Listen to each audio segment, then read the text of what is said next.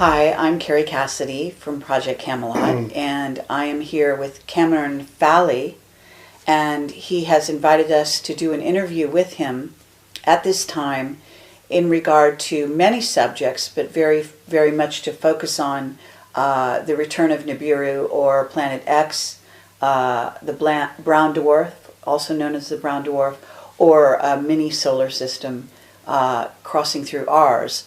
And we're going to go into a great deal of detail at this time. And what I'm going to do here is ask for you to talk a little bit about who you are, your background, and why you decided to come forward and do this publicly. My name is Cameran Fally. I'm currently living in London. I was born in Baghdad. I came to this country at the start of Iran-Iraq War, 1981. So I've been here for 34 years now. When I came here, I did my physics degree in Manchester University. I finished when I was about 19, 20 years old.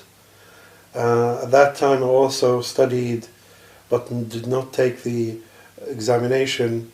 I studied full degree in computing, in astronomy, in telecommunication, and in mathematics. I've just jumped them all in while I was doing that. I also did between then and now studies in postgraduate MSc studies in astrophysics in Queen Mary, University of London. That was mainly basically to catch up whether a lot of my personal health theories and understanding does match up with the current understanding of the physicists and the astrophysicists. And after a while I realized that there isn't, nothing much has changed. I basically have a lot of I've studied a lot in the colleges, Islamic colleges, so I have quite an in-depth understanding of a lot of theology, and I have studied also other religions, mainly Judaism and Christianity. I've also studied other religions like Buddhism, and basically have a wide spectrum of understanding of history and religion. Okay, and you said earlier that you were a Shiite. Yes. Shiite is a part of, it's the same way that you have Catholics and you have Protestants. We also have Sunnis and we have Shiites. And the Shiites basically says, its main premise is that when Muhammad, the Prophet, peace be upon him, when he came, he was one and the first of the family of God, that the family of God following on to him, called Ahlul Bayt, or Ahlul Bayt Allah, are the ones that are now carrying the Islamic religion. And the Shiite are the followers of the family of Bayt Allah. Now, here is a slight segue. If you listen to those who talk about the Andromedans, what's his name? Alex Collier. You'll see that the Andromedans talk about Pet El, right? If any Shiite listen to this, they will say it's not pronounced correctly. It's Bet El, and Bet El means the house of God.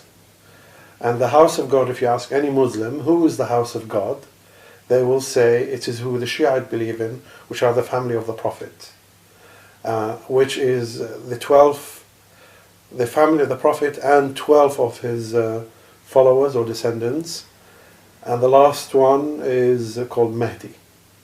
So, to put it into exopolitics, the Shiites are the followers of Patel. Okay. That's what it is.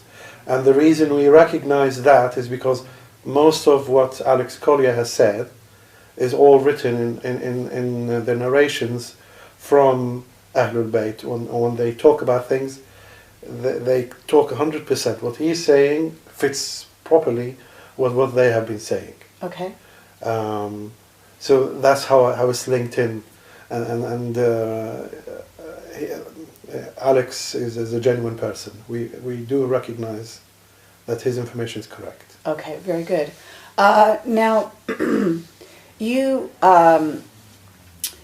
not to get into a whole religious discussion here, Yes. but just for the purposes of the conversation, there is also Sunnis. Yes. And there's a difference between the Shiite and the Sunnis. There isn't actually. There isn't. No. Okay. What happened was at the beginning, when Ahlul Bayt was put in as the receivers of the religion to follow on, or Patel if you want to call them, there was another group that says, no, we do not recognize them, we make it the same way as democracy. And the Prophet, Muhammad, is the last one, and there is no one who takes the reign officially. Then the split happens. Now, in the split, you either go halfway and say Ahlul Bayt is fine, or you say no, they are basically the scum of the earth. And that's why there has been small parts within the other side, the non-Shiite side, which are completely against Ahlul Bayt, and there are the majority said, they are good people, but we do not necessarily associate any godly features onto them. That part which is against Ahlul Bayt, which is the exact opposite, are known as the Salafis. And the Salafis are the ones that are now known as Wahhabis, which even the Sunnis think that they have gone too much to the other side.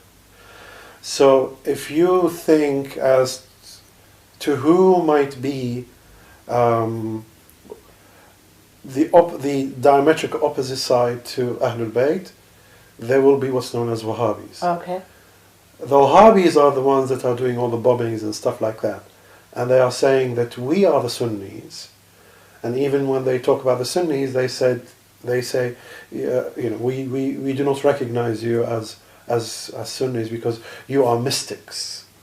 So they're called Sufis. And they are saying that you are Sufis, you are mystics, and mystics are not, are stretching it to be a Muslim. Oh, really? Right. So who are the Sufis currently politically? The Sufis were Muslim Brotherhood. So Muslim Brotherhood took on the Sufis, became a sect within Sufism, and that's what you see when you go to Turkey. That's what you see when you go to Egypt. The one they go around and with the hats on and do lots of. But you're saying they are. Certainly, you can be Sufi without being part of the Muslim Brotherhood, though. No. What I'm saying is politically. Politically. What came out in the last from 1900s onwards. Actually, to be specific, 1923-4 onwards, when the collapse of the Ottoman Empire took place. Somebody, most likely the West, have decided to have a replacement to take care of somebody on the Muslim side, because that leaves them a gap. And somebody needs to take that gap, the religious gap. And they decided to take it from Egypt, and they decided to use the same structure as Freemasonry. Because Sufism and Freemasonry are the same structure, have exactly the same architecture. But whether you associate a person of negativity at the top or positivity at the top, that doesn't matter. The structure was taking the same, and they used that. And they said, we are now going to bring forth back again the Khilafah, or the new Muslim government. That's the Sufis. And then they started, the first one founder was, his name was Hassan Banna, or if you translate to English, Hassan the Freemason. That was his name. There was no such thing as a Freemason before, Banna before. But he basically said, I am called Hassan al-Banna. But when you look at his history, his grandfather and his father, their names was Sa'ati, which means the watchmakers. So when he came in, he changed it from watchmaker, Sa'ati, and he changed it to Banna. But most of people do not recognize that that's the case. So he's basically saying, I'm one of the Freemason sects on the Muslim side. So that brings in the Sufis, or the mystics, and then in the mystic, that's one part, but then the mystics' main purpose is to pull in the Sunni side, because they are much closer to them. The Wahhabis are the ones that take the militant side. Okay, and just for the purposes of the political discussion, the people who run Saudi Arabia are Wahhabis. Sunnis No, are Wahhabis. Wahhabis. Okay. Um, And they would declare themselves as this? Wahhabis, yes. Okay. Because the head of the Wahhabis is their advisors, and they say we are Wahhabis, and they follow the Wahhabi tradition. Okay. And that's what when they created the madrasa, or the schools in what's called Pakistan and Afghanistan, they were Wahhabi schools, not Sunni schools. Oh. Right? But they had hand in hand with the mystic Sufis. So the Brotherhood was assisting them in setting up those schools. But afterwards the Wahhabis had enough people, so they kicked out the Sufis or the mystics out. What about in Palestine? The mystics have taken place. Oh. The Sufis. Okay. Or the Brotherhood. Mostly. Yes. But not completely, because there's a mixture going on in. No, the ones that you hear, but the ones that are active on the ground, the one that is physically doing the work, they are not. They are Sunnis. They are not mystics. They are called Islamic Jihad. Yes. Islamic Jihad is separate from Hamas. Is separate from the others. Okay, because we are going to get into a discussion within this whole scenario of ISIS, what is known as ISIS, and Yes. also, moving into, I forget how you pronounce it, Nusra, Jabhat al-Nusra. Nusra, Jabhat al-Nusra. and Nusra, and Yes. the Mahdi, and the Assyrian, and all of this. Yes. So we want to bring all of this in, and we'll do that just a bit later, but I just wanted to get a little bit of setting here for Westerners some of whom will be watching this, and then of course this will be obvious to people who live in the Middle East and know the background and so on. Yes. And Easterners who perhaps aren't familiar also. So in terms of what you can talk about, you have been active politically, is that correct? In the background, yes. In the background. Yes. And this is also your family, your lineage. Is it related to your last name of Fally, or is it under another name? Right. Fally are the people who are the Kurds, Shiite Kurd, who are in the Elam region.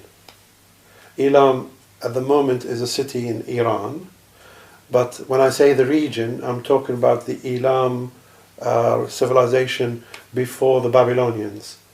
Now, the Elam civilization before the Babylonians was from the west of Iran all the way to the south, including all of southern Iraq, shy of Babylon.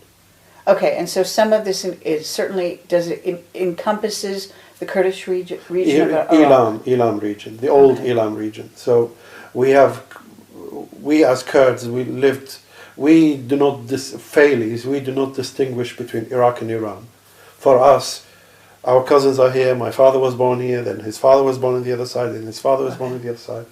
It's like cutting off England and saying, Britain and saying England is this side and London is that side and Wales is that side. For us, it's one land. Okay. And your father, are you able to, I mean, you know, and I understand that some of this you wish to keep private, and so no problem, but do you wish to explain how that, for example, your father has been put into prison because of the political regimes that have taken place? Well, and also with, you know, your family's relationship to, say, Saddam Hussein? Well, when I, as a lineage personally, I know my lineage up to the seventh grandfather, is because we basically, he was the, like the equivalent of a duke in the Elam region. Okay. So I can trace up to that, and even before then. That we stayed, as you know, within my family sect, we stayed quite in the middle of the head of that tribe. So we had always had political and social and economic influence within our groupings. Fallys are approximately 2.5–3 million people. And when that was taking place, when Shah and his father came, we were also working as a working against the government, trying to reduce the amount of taxes and stuff that was being put heavily on that. And my father and family in the Second World War moved to Baghdad permanently, and from that on we had proper connection between the head of the Kurds, Mullah Mustafa, and the head of the Shiites, which was Sayyid Mahsen, who was the Shiite top clergy, and Sayyid Mahsen al-Hakim. So we were the link between them, as well as the link between the Iraqi government, who were changing, with the Shah of Iran. So the first peace treaty was done in beginning of early 1960s. That was put together by my father. His name was Abdul Rahim Fally. Okay. He was also well-known political figure in Baghdad. So every time a change of government took place, we basically got a hit. But we made sure within time that every faction of every side was aware of the other, and if there are funding missing, we make sure that they get funding. So the previous head of government, Talabani, even Barazani and stuff like that, were used to be sheltered by us as a family. I see. But what about Saddam Hussein? What was your relationship to him? So what happened is, as soon as Saddam Hussein came to power in 1967, a list of, he was the second in command, a list of the, as part of the new revolution, they decided to imprison or kill the heads of the previous government. And my father was like second or third in the list, just after the prime minister. So he was then put into the prison, an infamous prison equivalent to Abu Ghraib, what you know now. Oh. He was placed there for 3 years. After they thought he was going to die, they released him. Then he came back to power. No, he came back energized, and then re-established the links again with three governments. So the religious government, the Iraqi, even within the Iraqis. So what was the situation with your family when Iraq was invaded and Saddam was captured and killed? Well, before then there was something called 8 years of war with Iran. Before then, there was a year of deportation a whole year of deportation of the Shia of the Falis. So around 500,000 of us were deported, and many of us were put in prison before anything happened. Deported to England or to Iran. To Iran. Yes. Oh. But we ran at that time. We ran away, and the main issue was that everyone, the majority of the Western governments were with Saddam and supporting him, and providing everything that he needed, including all the Arab states, except Syria, of course, were actually supporting him. Meanwhile, us as Ilami Kurds, having to find refuge. Now, here's a slightly segue.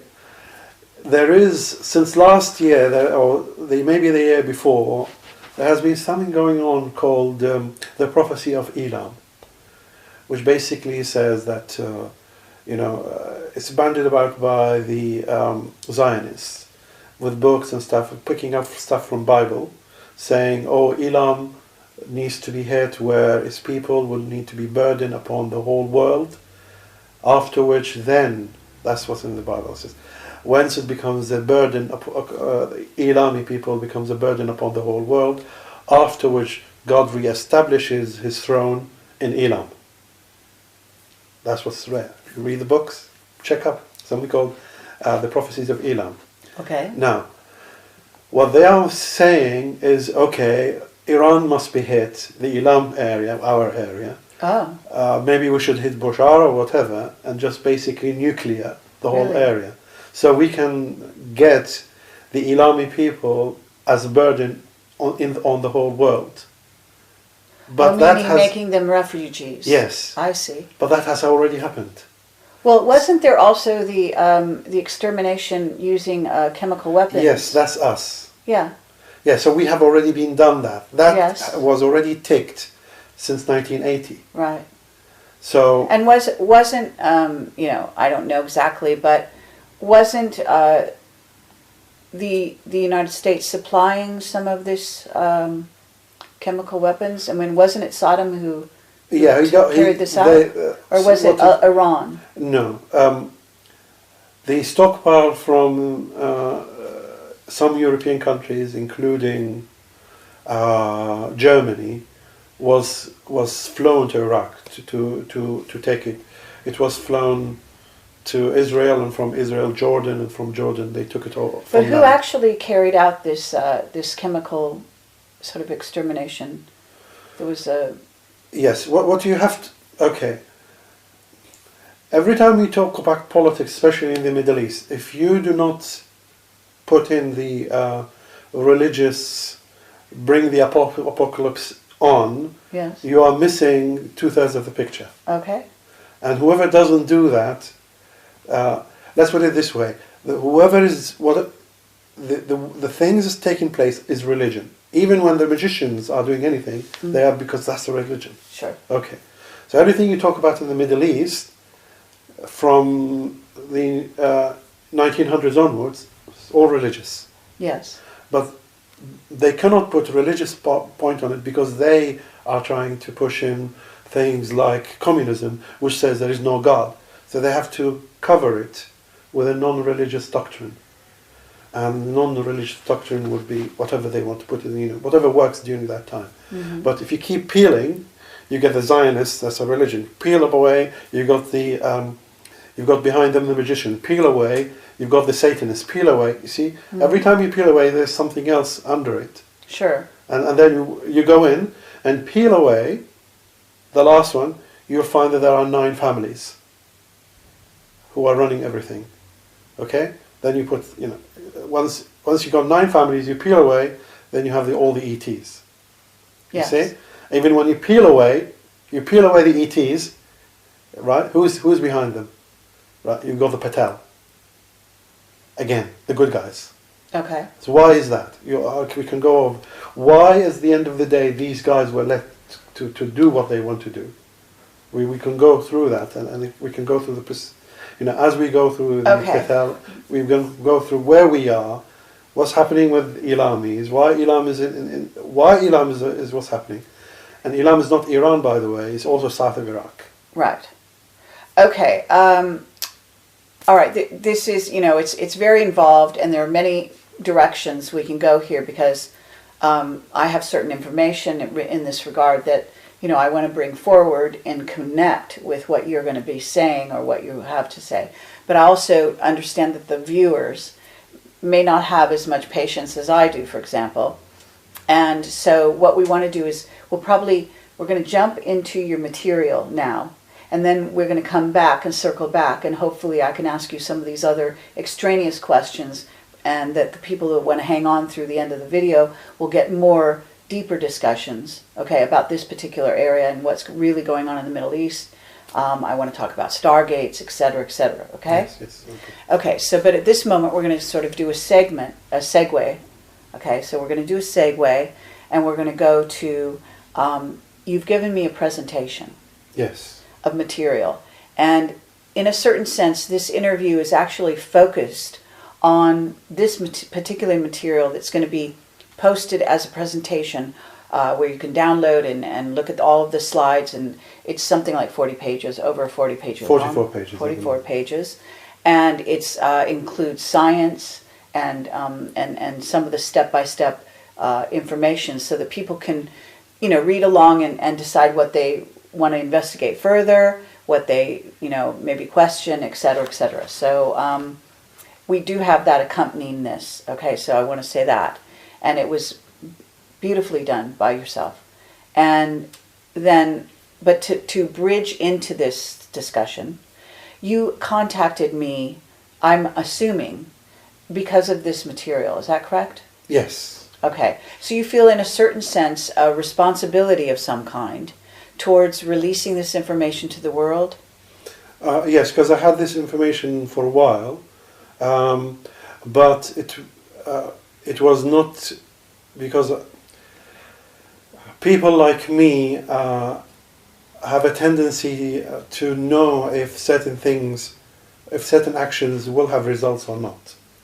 Foresee. And I did not foresee that my results, my information will take traction, will have traction. But okay, now I foresee that yes. my actions will have traction. Okay. Because if information is given before its time, the information will be turned around and will become negative. So that you always need to present information at the time when it is more positive, as opposed to go negative. Okay. Now, to get back to your background so that people understand that you really do have, you have emphasis in your life on science, you have emphasis on religion or religious studies, yes, and you also have a background in banking, isn't that correct? Yes, I worked in the majority of the main banks. I've worked since the beginning of 2000. I worked with UBS, Goldman Sachs, JP Morgan,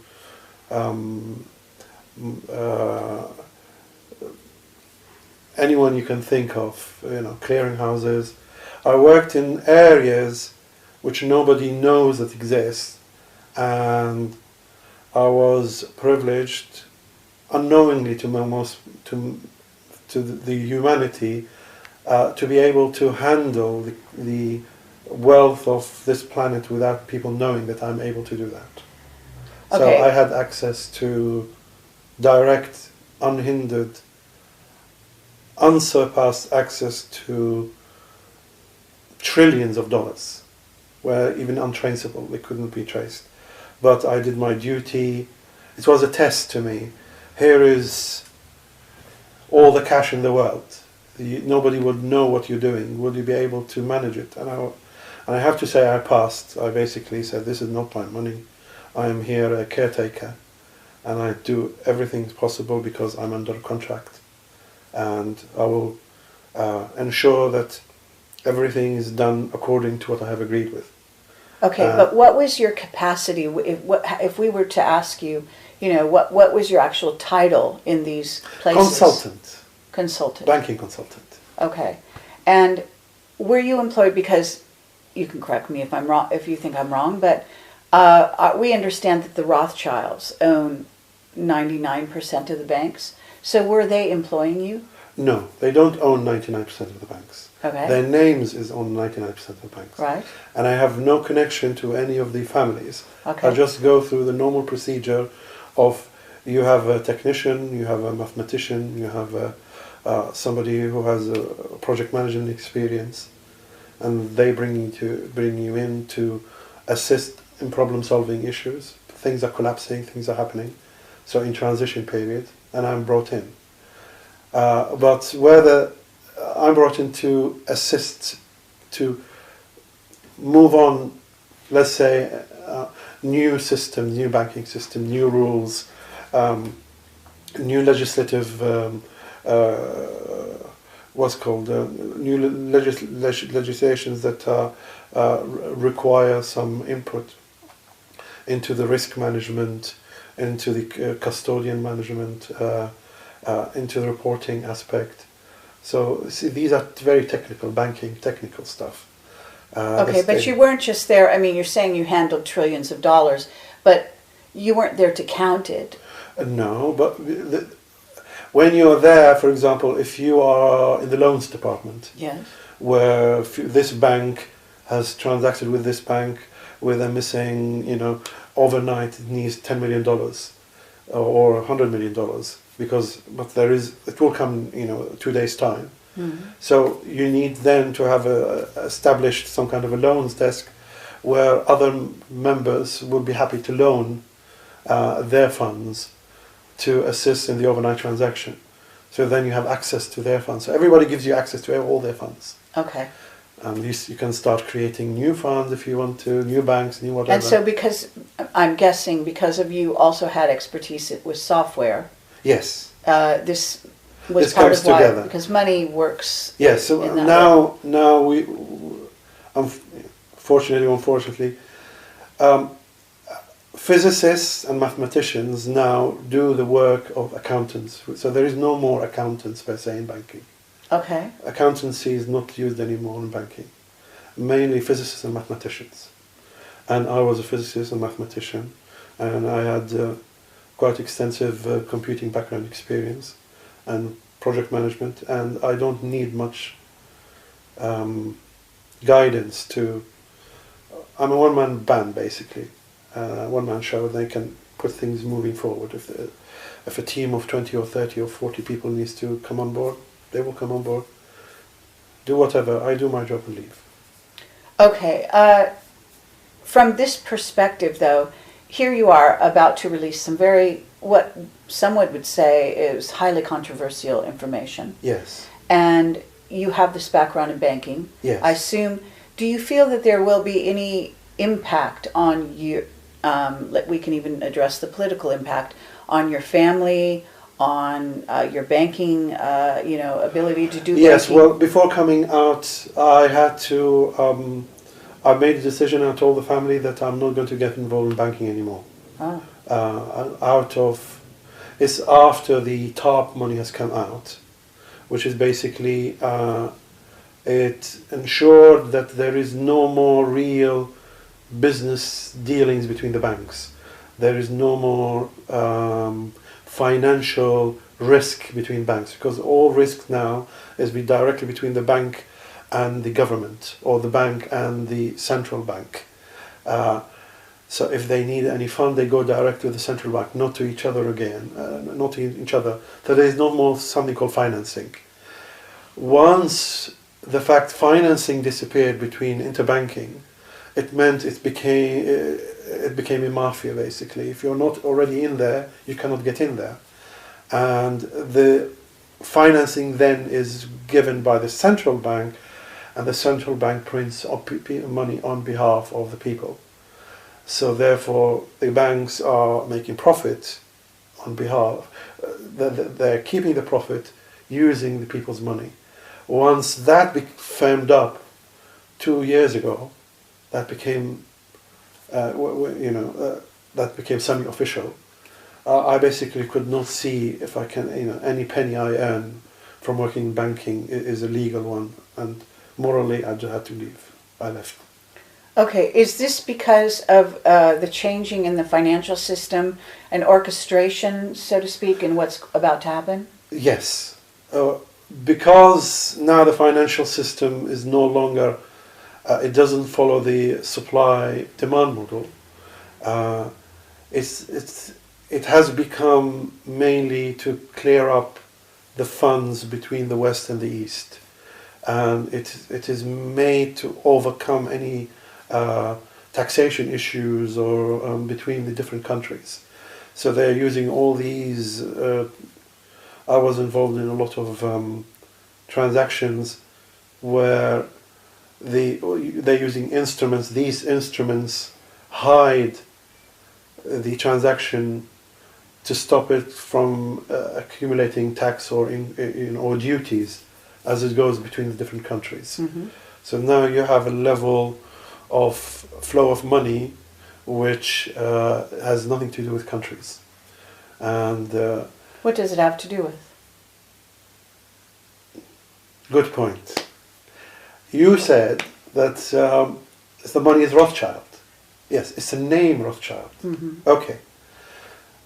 If I were to tell you that the poorest people are the ones that are in the families, they are the poorest of all the people, and whoever is attached to them are also poor.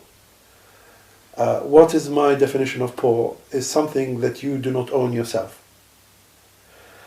And in order to be part of the hierarchy and the family system, you have to link in all your wealth with that system. In order to do that, they use something called trust. The trust system, where I put my money into a trust. Mm-hmm. And no longer then are you the owner, the legal owner Mm-hmm.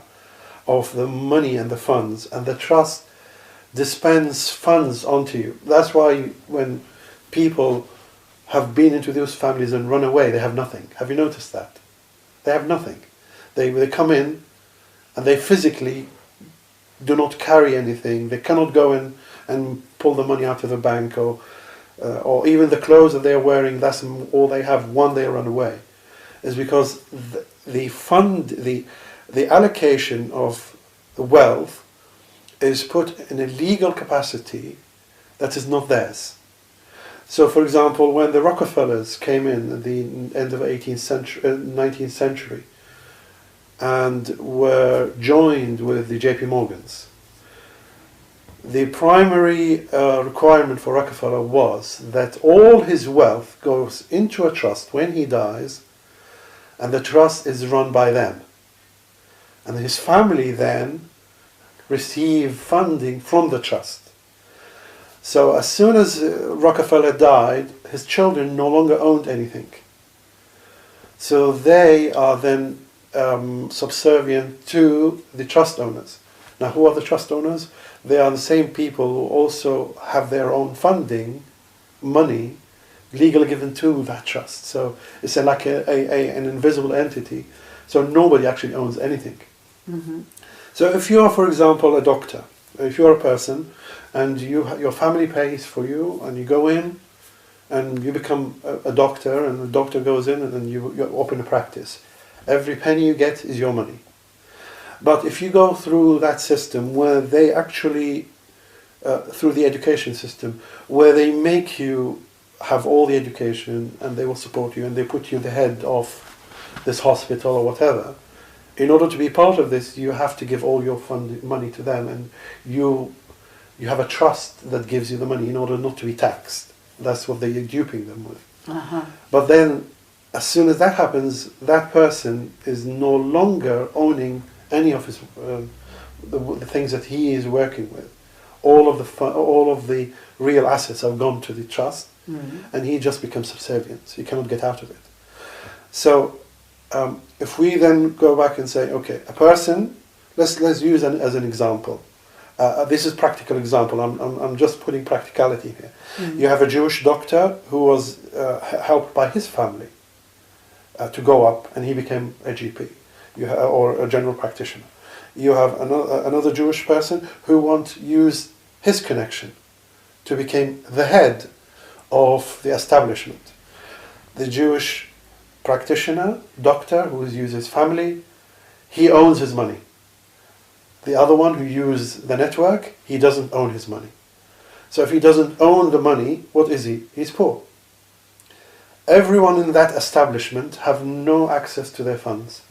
They do not carry cash, they have no cars, whatever. Everything is done and they are just following a road. But they draw upon it. Only if they follow the rules. Right. So now they are trapped into that system. Okay. So you have a whole lineage of people and everyone around them who are trapped into this system where actually no one owns anything. Okay. But, okay, so to get back to it, to this sort of, because it's, of course, very interesting and educational, I'm sure, for some, but to focus on this, we're kind of going in a row. We can go straight in. I can go in. Okay. Okay, so we want to go into this area of what's happening, because you came forward again. You don't feel that you have sort of divorced yourself from your banking background. Was it with the idea that you wanted to come forward with this information that made you, not only what happened in banking, which you... No, in banking that was a small part. The other part is I was actively dealing with trying to get... every time I was dealing with Iraq, with the funding to go into Iraq, with all the big banks and whatever, we always hit upon the same issue, which is the creditworthiness of Iraq, the risk factor. Because when you deal with banking, you have to provide a risk factor. Okay. And every time you do a risk factor, this thing keeps coming up, the sovereign rating of the country, which is how risky is that country.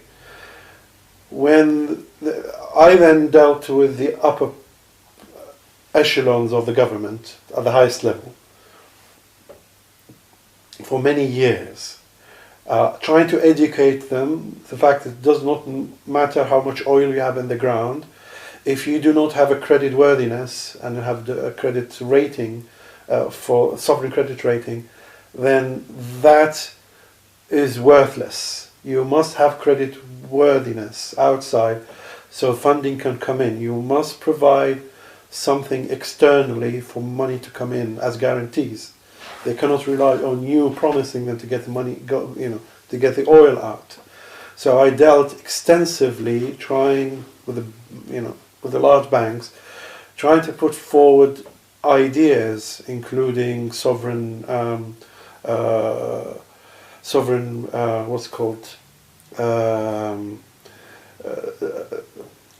different investments, sovereign investments that they can put in order to assist in that area.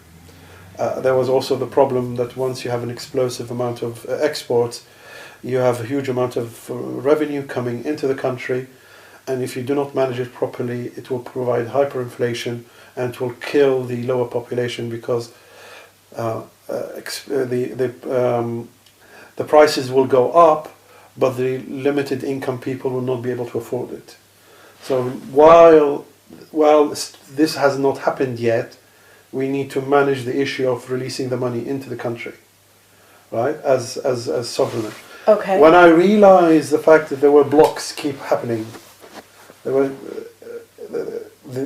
were blocked every time you go in and try to establish this, something blocks it, and Yes. I realized that there was a hidden hand behind it. Okay. And I could trace then who was blocking it.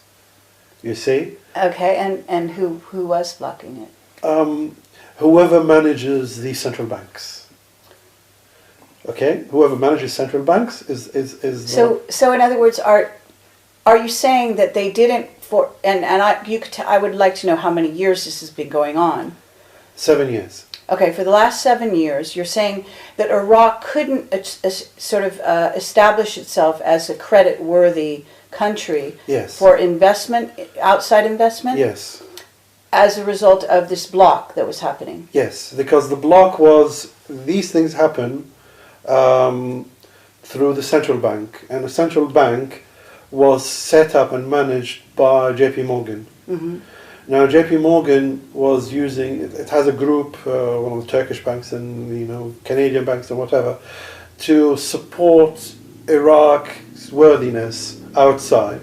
Right. As part of the first change of government, there was also change of money system. In 2003, when the Americans came in, they brought J.P. Morgan with them. Now, J.P. Morgan makes money out of flowing, the Iraqi funds going into their accounts, flowing back again, with the transaction costs being put on top of that. The transaction cost goes up, the lesser creditworthy you are. The more creditworthy you are, the less transaction costs you can put, the less you can siphon off. This is like billions, hundreds of billions, up to approximately now, which will be approximately $1 trillion, that they've just gone through this. Would you think that the banks who are managing this have a vested interest to have a creditworthy Iraq? No. No. Okay. So then everything was placed to block the change happening in Iraq. That's why Iraq could not move forward. They could not, for the last 7 years, they cannot move forward because the banks who are supposed to be looking after the Iraqi funds are at least not encouraging Iraq to be creditworthy. Let's put it this way. But at least also getting a certain portion of payoffs, so to speak, or a siphoning off to go into their pockets directly so that they have no vested interest in this. Is that what you're saying? Well, they have to, but the next step would be, what do you do with the sovereign wealth funds? The next step would be to go to sovereign wealth funds to manage the account funds. I had no problem, even J.P. Morgan and various others, to take over these sovereign wealth funds if they need be, to move on to the next step. So they siphon off from another legal entity, side. So it becomes a win-win scenario. What we do as a family, we always look for win-win. That's why we're not interested in difference. Tell me what you agree, Let's move it to the next step. If you want to continue with the next step being on, fine. Let's have a win-win scenario. So I don't have an issue with J.P. Morgan, various other people to come in and have a win-win on this. Take over the sovereign funds, right, but give creditworthiness to it. Okay, but there is still a block. There is a block. Okay, now why is there a block? Do we know? Beyond the money. Iraq was not supposed to... Does it have anything to do with the Stargate? Does it have anything to do with the original reason that the U.S. went in there to begin with? Okay. There's a lot of information which you will not be aware of, I have to say. Yes. Okay. Part of going into Iraq specifically was not the fact that they just wanted to have technology. That's a nice to have. But you have to remember that you are dealing with religious people. Mm-hmm. When I mean religious, it doesn't mean they believe in God. They believe in some kind of theology. Mm-hmm. And the theology that they believe in has been written, some of it in the Bible. Right. The Old Testament. And in the Old Testament there is a reference that prior to this happening, the Babylon has to be resurrected or defeated. And even if you look on the Quran side, the Islamic side, it does say that when you grow, you defeat those who broke you before, meaning the Babylonians. So there is a drive to tick that box. And that box is, we must kick the butt of Iraq. Right. Or actually not Iraq, of Babylon. Right. But who carries the torch for Babylon at that time? Iraq. So they have to kick the butt of Iraq. It's like it's a box that has to be ticked. Okay? That's why you see them drive to do something but not clearing it up afterwards.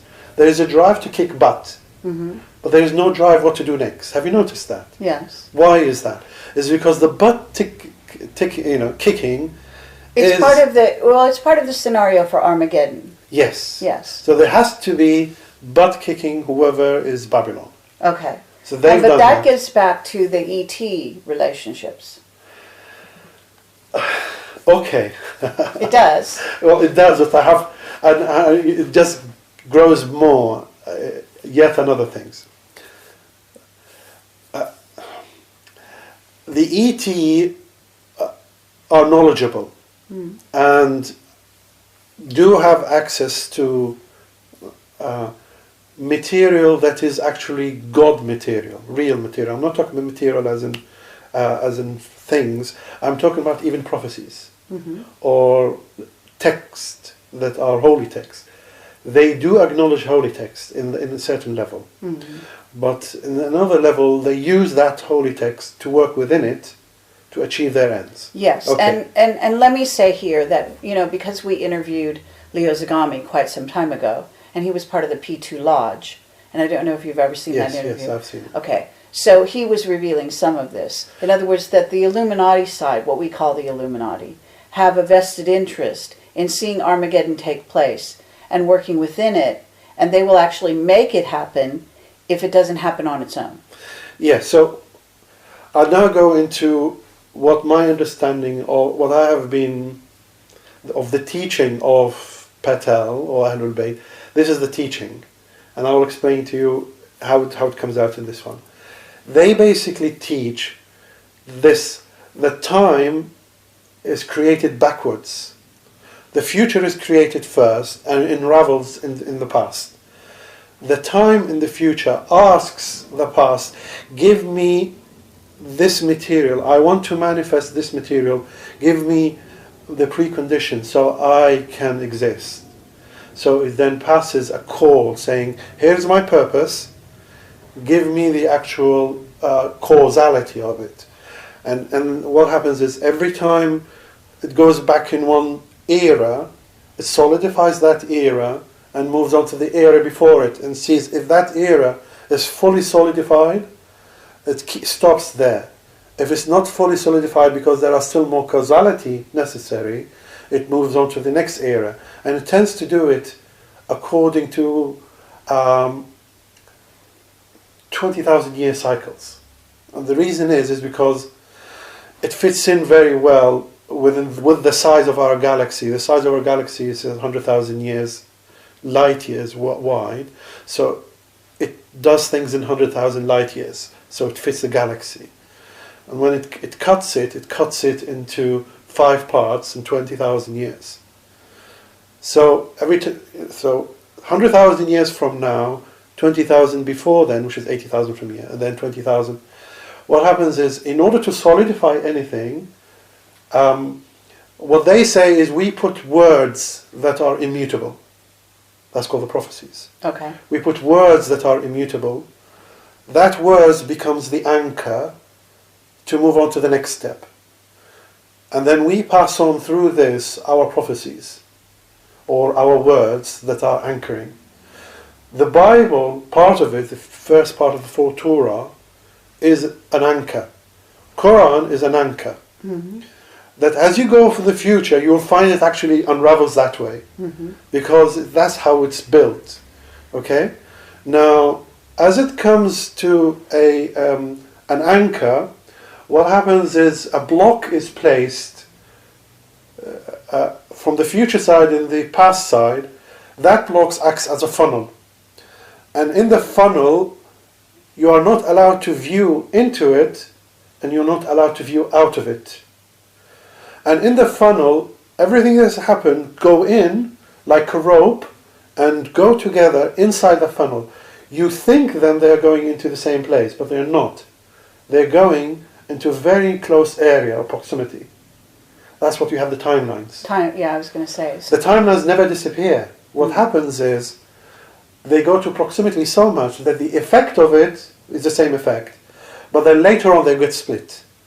Okay, and just for the purposes of this, because we have talked about some of this, but we use a different language in a way, a different description, we would say that there are many timelines, but there are what you might call milestones, what you're calling funnels. Yeah, milestones in there, yes? Yes, in which you might also call them markers, in which those are major events which are lodged in time and that need to happen, like tent poles in a sense, yes, to hold up the rest. Yeah, but and so each has, at each juncture, there's some major tent poles.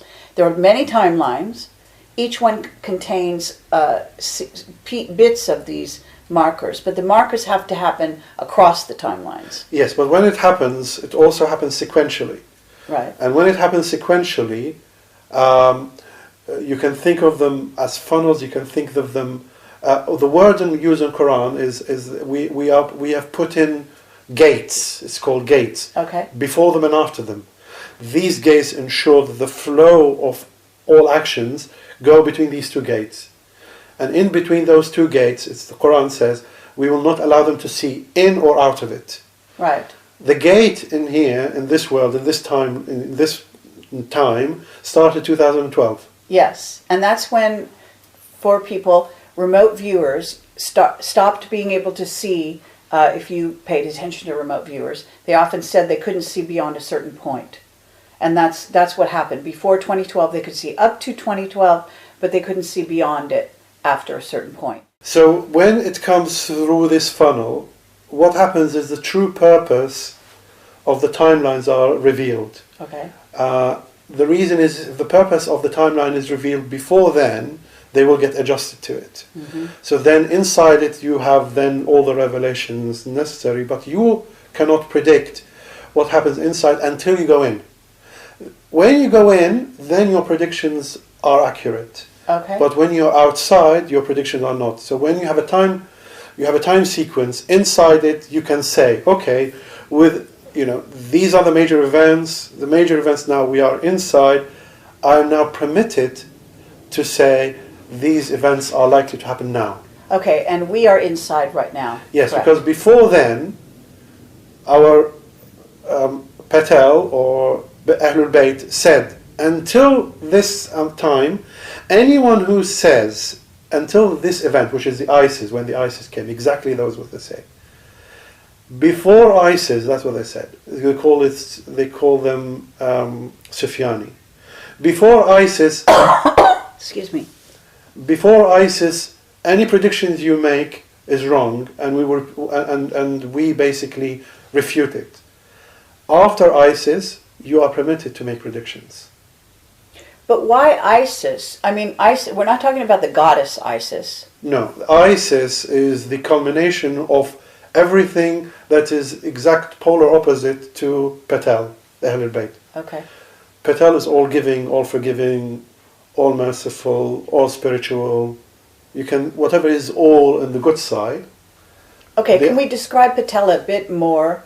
Are we saying, I mean, I don't, in terms of Alex's work, I'm not even sure. Patel is what? Is this the Elohim? You're right. There is a lot of confusion with names. Yes. Okay. It's Bet Allah means the family of God. Okay. Okay. In the family of God, when everything is created, I can go on much. Right. Well, we're trying to be very succinct here. Yes. Now, whoever created this universe created other universes as well. Let me put in a minute or two segue into the reasons. Okay. The whole of creation is an answer to a question, or questions to answers. It's a mixture. It says, okay, if this happened, what would take place? So it's possibilities. All the possibilities are acted out. Mm-hmm. In order to act it out, we are the acting of one of these possibilities, and part of these acting out are the actors, who then bring in the scenarios, act them out, and bring them and say, here is what we have. So they bring in truth. And when they bring in truth, they can only present a truth, two things, truth and justice. It has to be just within it and with other scenarios, and it would have to be truthful. It has to actually exist. You cannot use any kind of lies and whatever. So they create universes, and they create people, or souls, or split the male soul, so those can take actions and bring truth to the main gate, which is the hall of records you have and all that stuff. Mm-hmm. You've heard of those things. Mm-hmm. These are basically a citation of all the truth that are done in justice, given by the partition of the main soul or the main creator. So when a universe is created, a branch of that soul is made with trees coming off it. Normally, the universe is created this way, as per what the Patels say. They said, we come in with our group, with our supporters. We are the top and they are our hands. These are the Elohims. We create the foundations. We do all the roadworks in between the galaxies and whatever. And then we create groups of new branches and let them act it out. Mm-hmm. Meanwhile, we become the guides. Who's the guides? The Patel, including those who are directly working for them as the Elohim. Mm-hmm. When there is a need to move things forward, Patel move to the most optimal place where all of the creation can be affected, which is our region here now. Mm-hmm. They bring with them the souls that they've created long time ago, who have helped them to set up. So these are called the supporters, mm-hmm. or the family, and they call the Shiite. The Shiite is this word. This word means the supporters. They bring in the supporters, and the supporters are many layers. The first one is directly associated with them. The second one is supporter of the supporter, and the third one is the supporter of the supporter of the supporter. Okay. So that's what it is. All right. So when we were So to get back to where we were, in terms of what's going to come next. Right. So basically, what they have done is the revelation have taken place. I'll go back to the Illuminati, why they use that. In the revelation, as you go back history, a thread of guarantee has been put, and that is in the lineage of Abraham. That is guaranteed not to be cut. Okay? So as the ETs have come in and tried to make their own lineage, they find it's always been cut. But they realize that when they associate with the thread of Abraham, be they the Israelites or non-Israelites, mainly the Israelites, who are guaranteed in the Torah not to be completely destroyed, they have got themselves attached to it in order for them to guarantee their existence as well. That's why you see you have a good God-fearing Jew, and then you have another family member from the from the black the families, what's their name, the black pope, and the royal families, the royal families that have come in, they have joined and married into this lineage. Oh, really? Yes. Okay. That's why when you see them, you think they are Jews. It's not. They've taken the cover off the sons of Israel in order to be protected while it's taking place. And this is what Jesus referred to as the tares. You know, you have the main ones, which are the proper believing Jews, and then you have the tares, which are basically the alien-driven agenda, which go through these ones, and they work with them. And as Jesus says, if I pluck them out, you will be stuck to them. I need to separate them. You see? So a separation needs to take place. And the only way to separate them is to make sure that all the good people like you and I and various other people are actually held back. Their light, their goodness is held back for a while, because the snakes and the lizards and the creepy crawlies, once they see light, they will keep in their burrows. So what has Patel and through God through Patel have done is made sure that there is not much light at the end, closer to the timeline. As much as possible, they are pushed away. If there are two people, like yourself and your partner, you are too much light. One of you take away. Because you're not allowed to have a lot of light. If you have a lot of light, those negative entities who are hypocrites cannot come out and actually say that this is what we believe. This is how we take out the agenda, because the main idea is they need to act out what they believe. That's the whole idea. Okay. They must act out what they believe. How do you do it? Well, to reveal themselves for who they are. Exactly. So if there are light people in there, they will not reveal themselves, and they go in behind the scenes. So the light people were pushed away, pushed aside, put into a very difficult scenario that acts for them as proof that it's a kind of a shield, though. Yeah, the light people have been shielded. Right. It works two reasons, for two parts. Those who are in the light and the shielded, who are now persevering, have earned the next step, because they have been true to that light. Those who are away from the light and wants the darkness think that the light are weak, and therefore now coming out, and they are revealing all kind of hideousness. Yes. But that is not enough. What has to be happen is not only must they reveal themselves, but they also reveal everything that has happened before. So all the technologies were given to them. Okay? Not only that, but they also have to reveal all the practices before. So they were given archaeology. If you've noticed, in the 1800s and 1900s, archaeology just boomed up. When the archaeology took place, they were encouraged to go and manifest those things. So then you see them actually doing all the rituals from the past. In order for those people in the past to have their representative in the now, acting out the hideousness of what they were doing.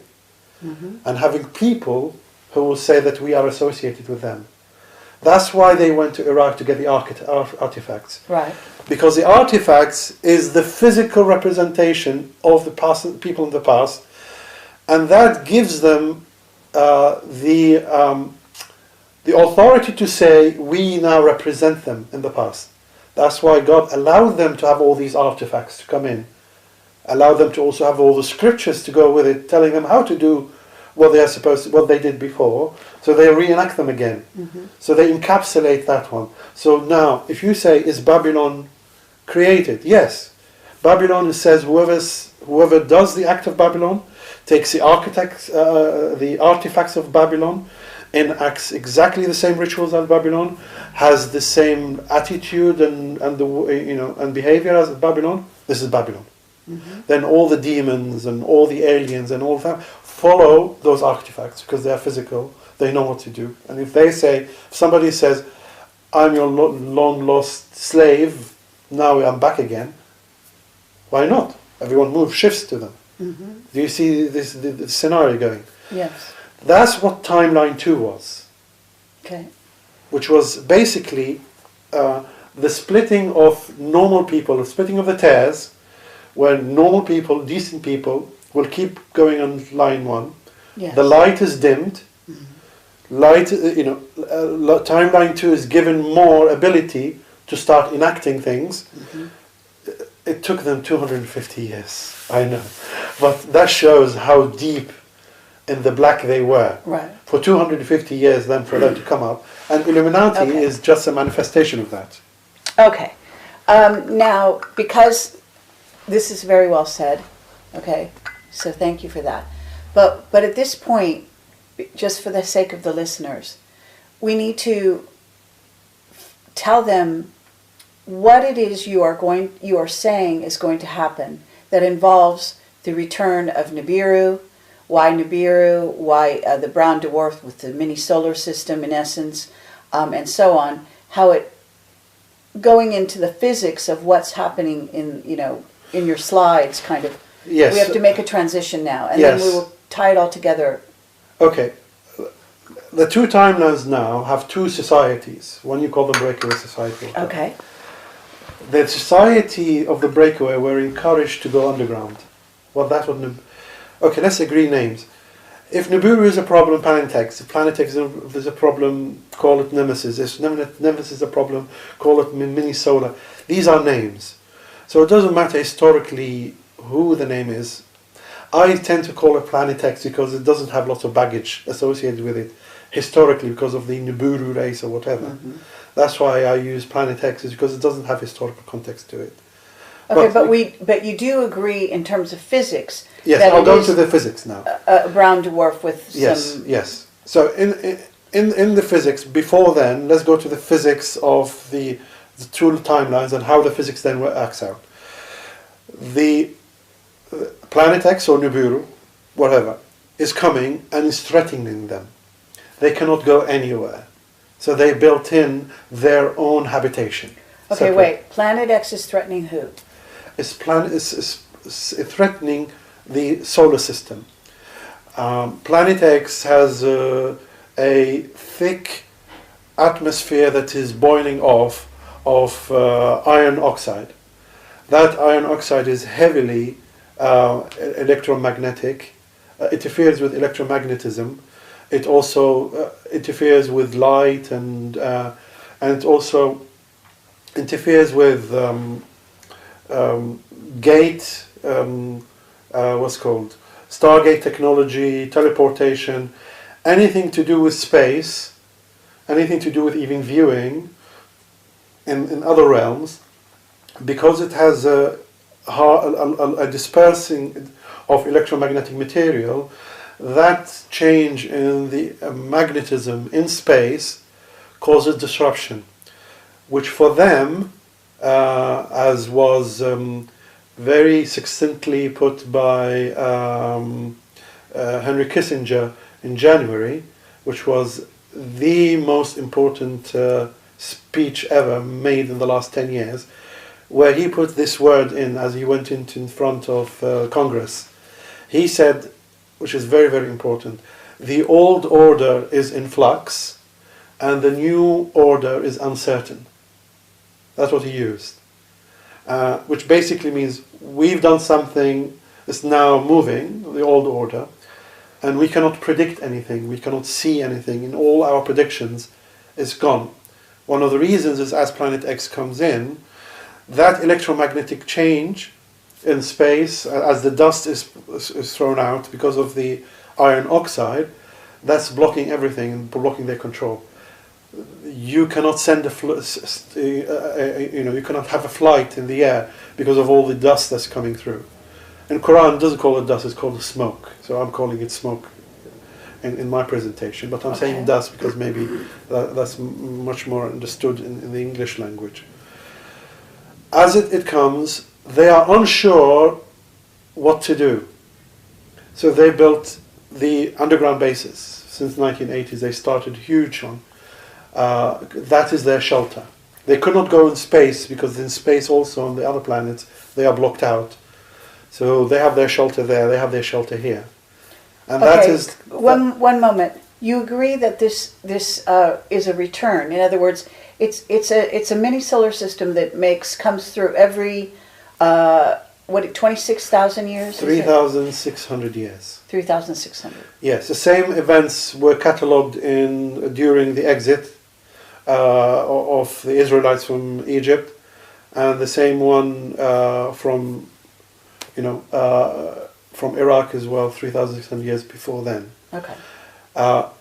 3,600 years before then coincides exactly with the same circumstances as what has happened to Earth and climate shift in the Noah time, which was 11,500 years, I think, something like that. Okay. So we can see that there's a cycle, and the cycle seems to come in with the same as what this planet is showing, or this mini solar system. It has certain features. The first feature, it looks like it's faced with hands, or a knuckle like this. Now, if you have a hand and knuckle, it means you need five accompanying objects, with the central objects spearing off things that the other objects are catching. Hence, you get the lines that look like fingers coming out, with the central one looking like a face when you come close to it. But before then, you see it as a bird, which is what the pictures are coming now. So once I saw the pictures, I predicted since 20 years ago, wrote about it the coming, but I thought it was going to be a comet. But I could not see how the comet had a guaranteed 5 streaks coming out of it. But when I saw that actual Planet X of Nibiru with the 5 planets, that made 100% sense.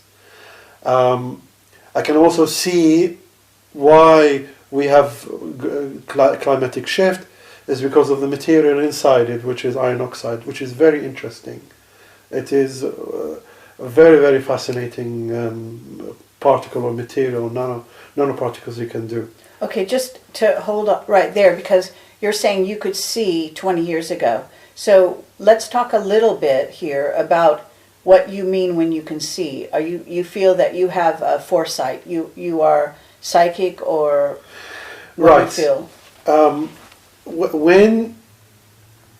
When you follow Ahlul Bayt, they give you guidelines, and the guidelines is a purification of the heart, and they tell you that you see through 3 eyes.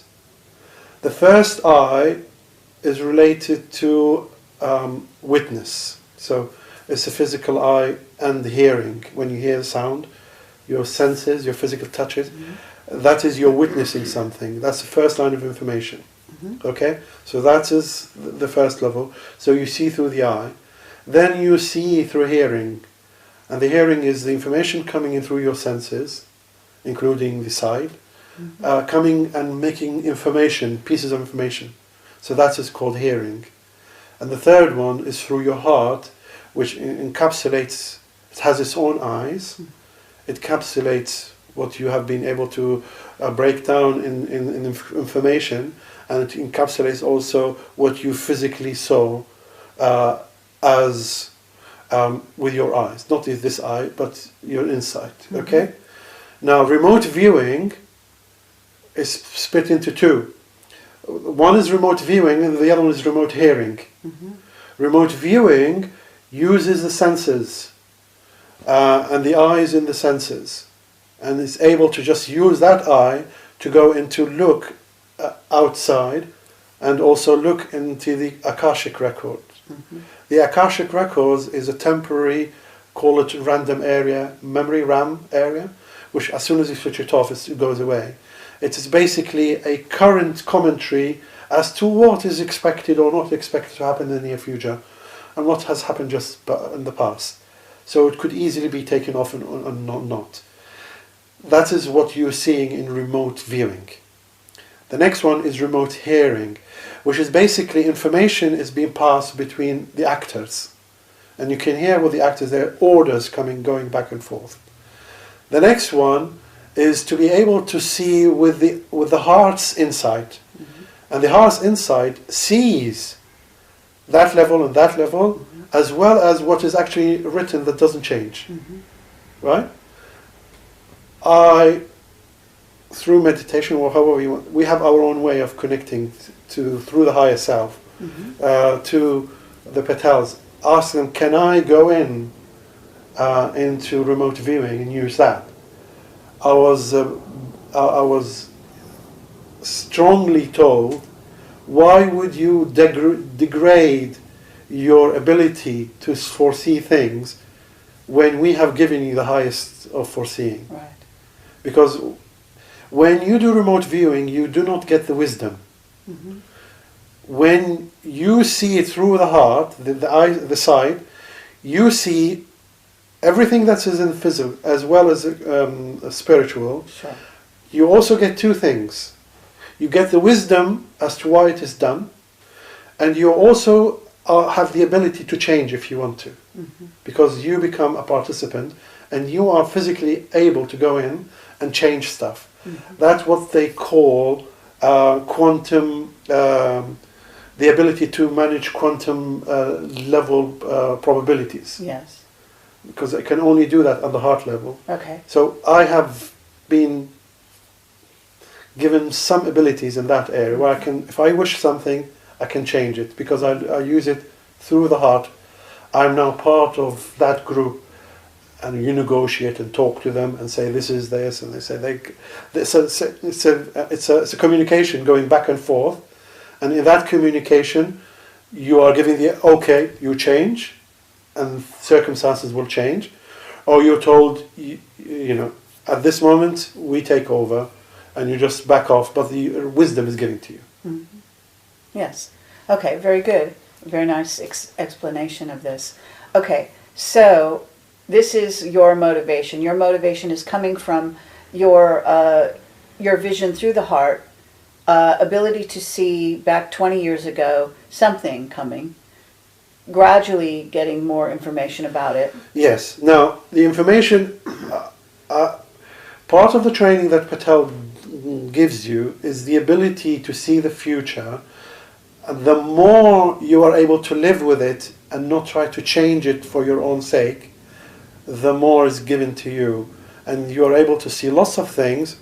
But as soon as you try to change it to your own self, mm-hmm. the ability is removed. Mm-hmm. That's why a long time ago I stopped playing poker and game and stuff like that, because I could see what they're doing and I could affect it, and it was affecting me as well. So I stopped. Okay. Yes. So has to do well in my language, or it would have to do with you make a choice between power over others, or being even with everyone. You become a benefactor. Yes. Okay. So when you become a benefactor, I then come in and say, okay, from what I have, I need to seek permission from them. I have been given permission from them to give certain amounts. Right. Because if I give what I know and it impacts it, I have to be responsible mm-hmm. for it. And I do not want to take responsibility. I need to take permission to be alleviated of the responsibility, because I act within the wisdom.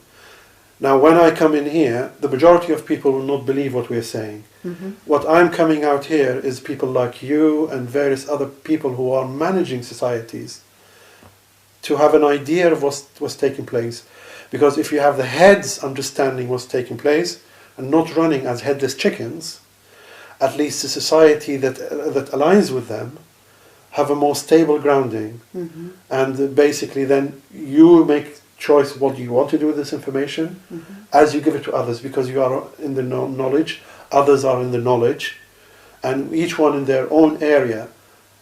They do not necessarily need to believe me, but at least have an idea in their mind, a block of information saying, Kameran says, these are the possibilities, look for it. And if it matches that, at least now you have a big picture. Mm-hmm. So whether you agree with that or not, keep it in your mind, at the back of your mind, and work with the possibility it could happen, but also the possibility it could not happen. So this is my disclaimer. My disclaimer is I'm giving this information out freely in the hope that it helps people, but at the same time it's every person's responsibility to check that this information in accordance with what they can see and understand and experience. And the information that they act upon it responsibly, legally. Each person is responsible for their own actions, because they are responsible for their circumstances and the people around them. And it is you cannot give away responsibility and put it onto others. Every person is responsible for what they act. I'm doing what I'm responsible for, which is I have this information, I have access to this media, who others of responsibility are aware of that.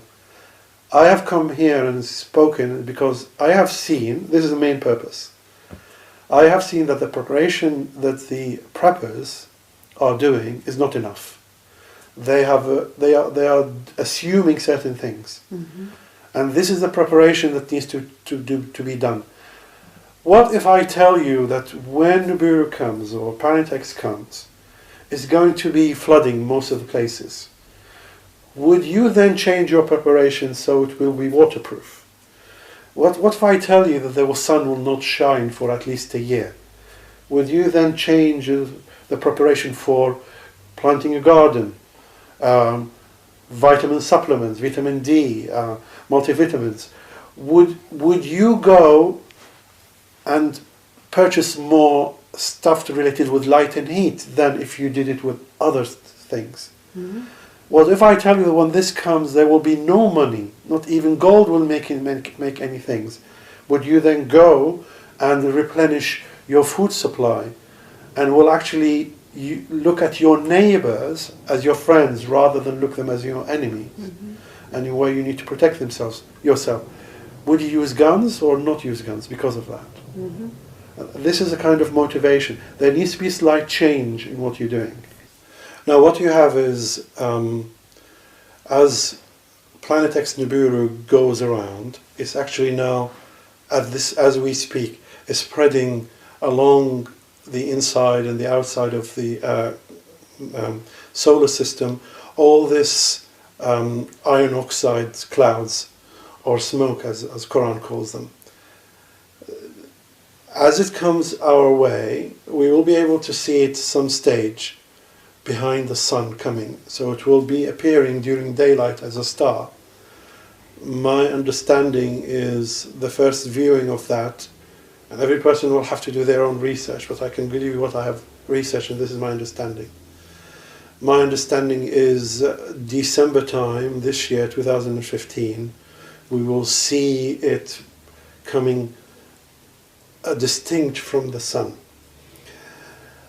During March, April, we should see it somewhere where it is noticeable that you have two suns or two bodies during the day.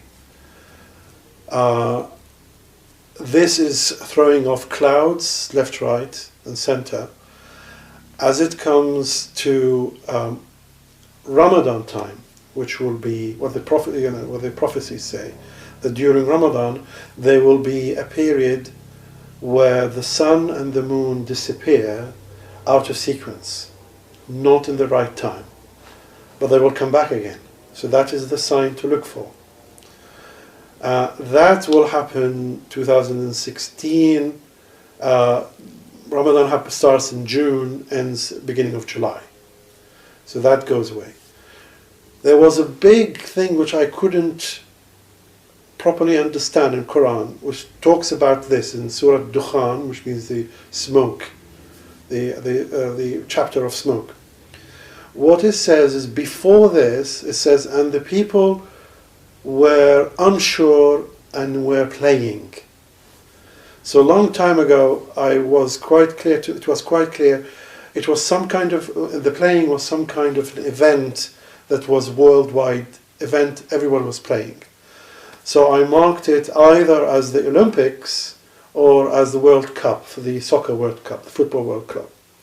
But in the Football World Cup, only not a lot of countries actually participate in this. But in the Olympics, all the world participate into this, and called World Games.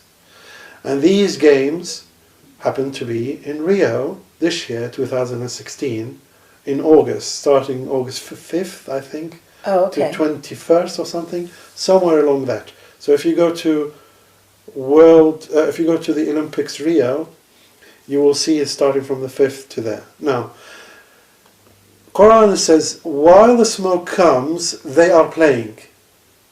Okay? So a long time ago, I marked it at the 4-year cycles of the Olympics. Now, it then said, they are uncertain.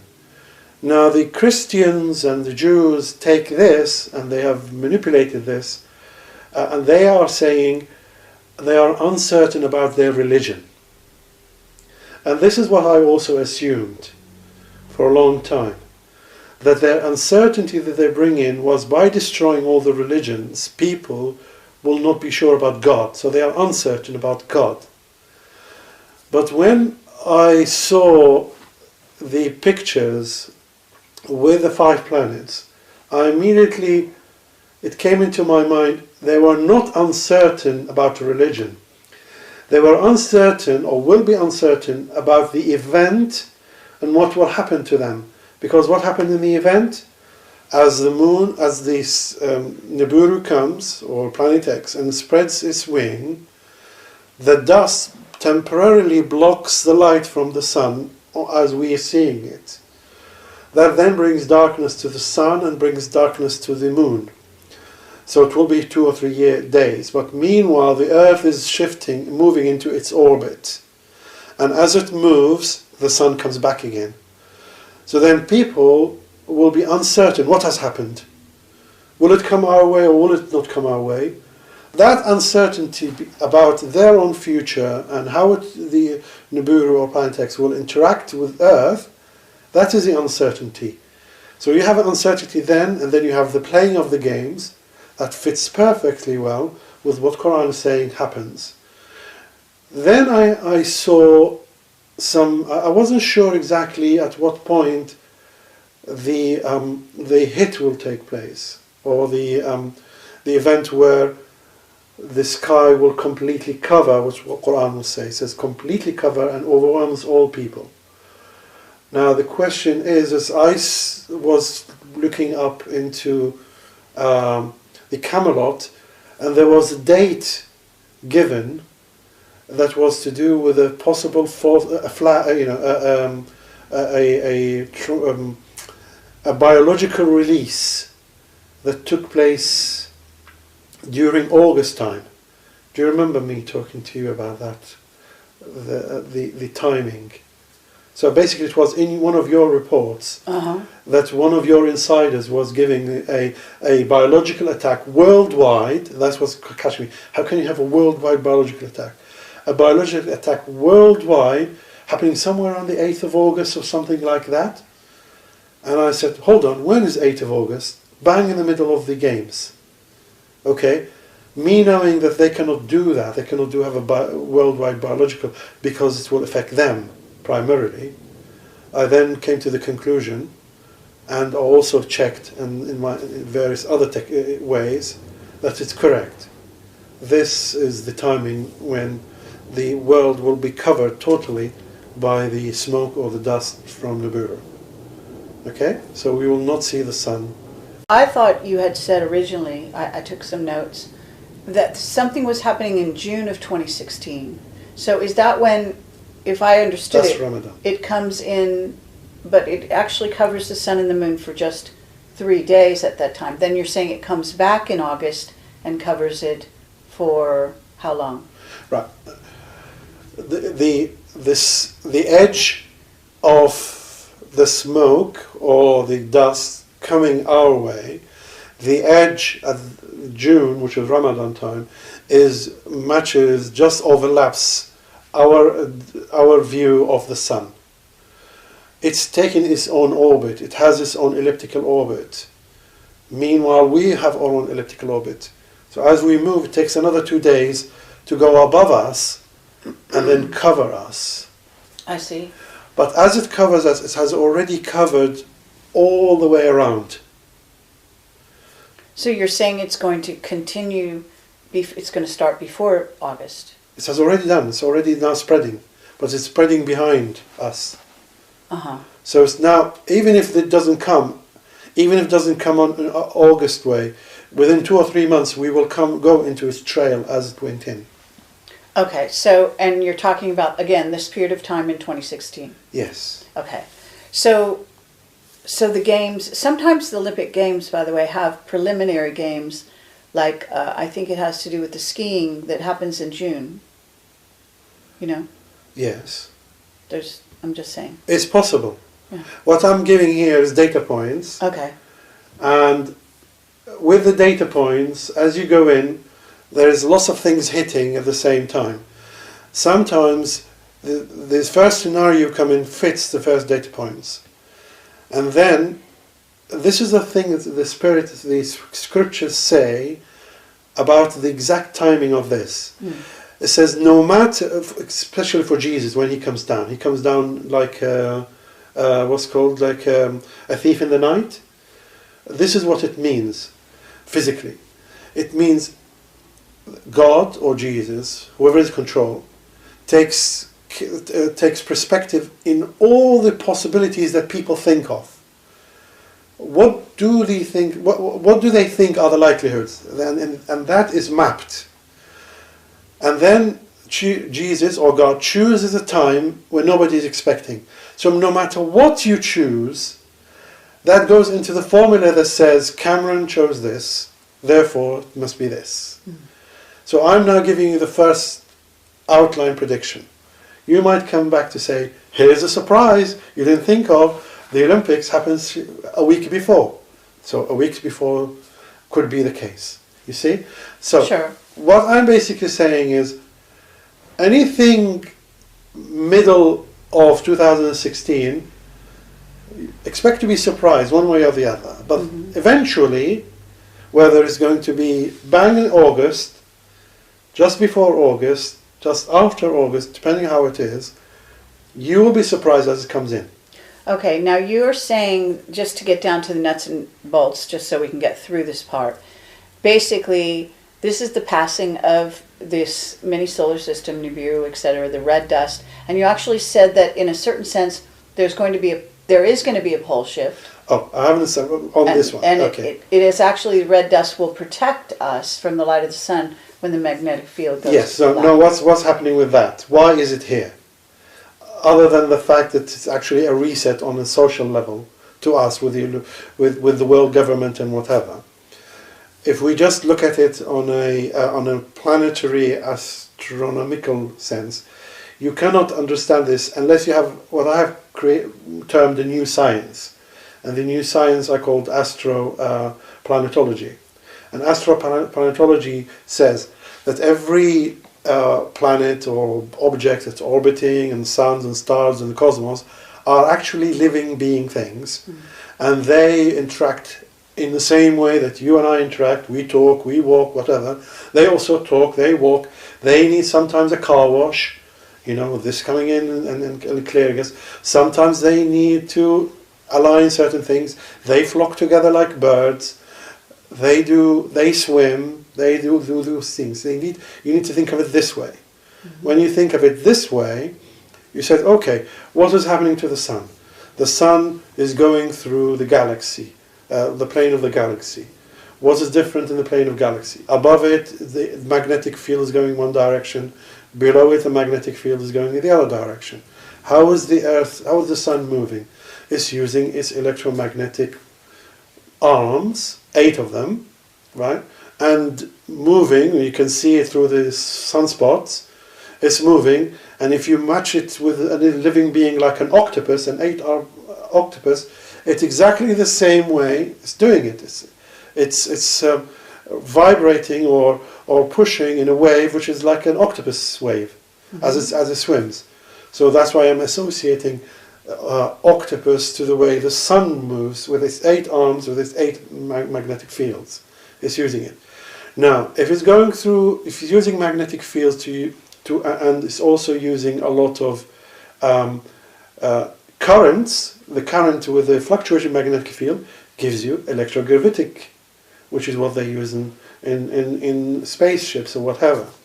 So, if the sun is using electrogravitics to move in the stars, and also the Quran says it actually swims in the stars. It walks in the stars. So I say, okay, how does this rotating one? Until I realized in the physics, in electrogravitics, that's what they use. A high current going through a rotating magnetic field gives you change in gravity. Now, as it comes below the galactic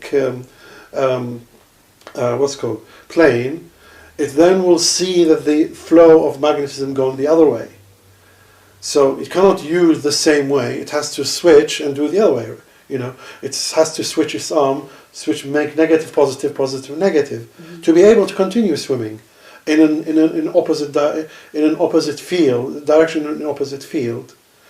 So it needs to do a magnetic shift. Right. Okay.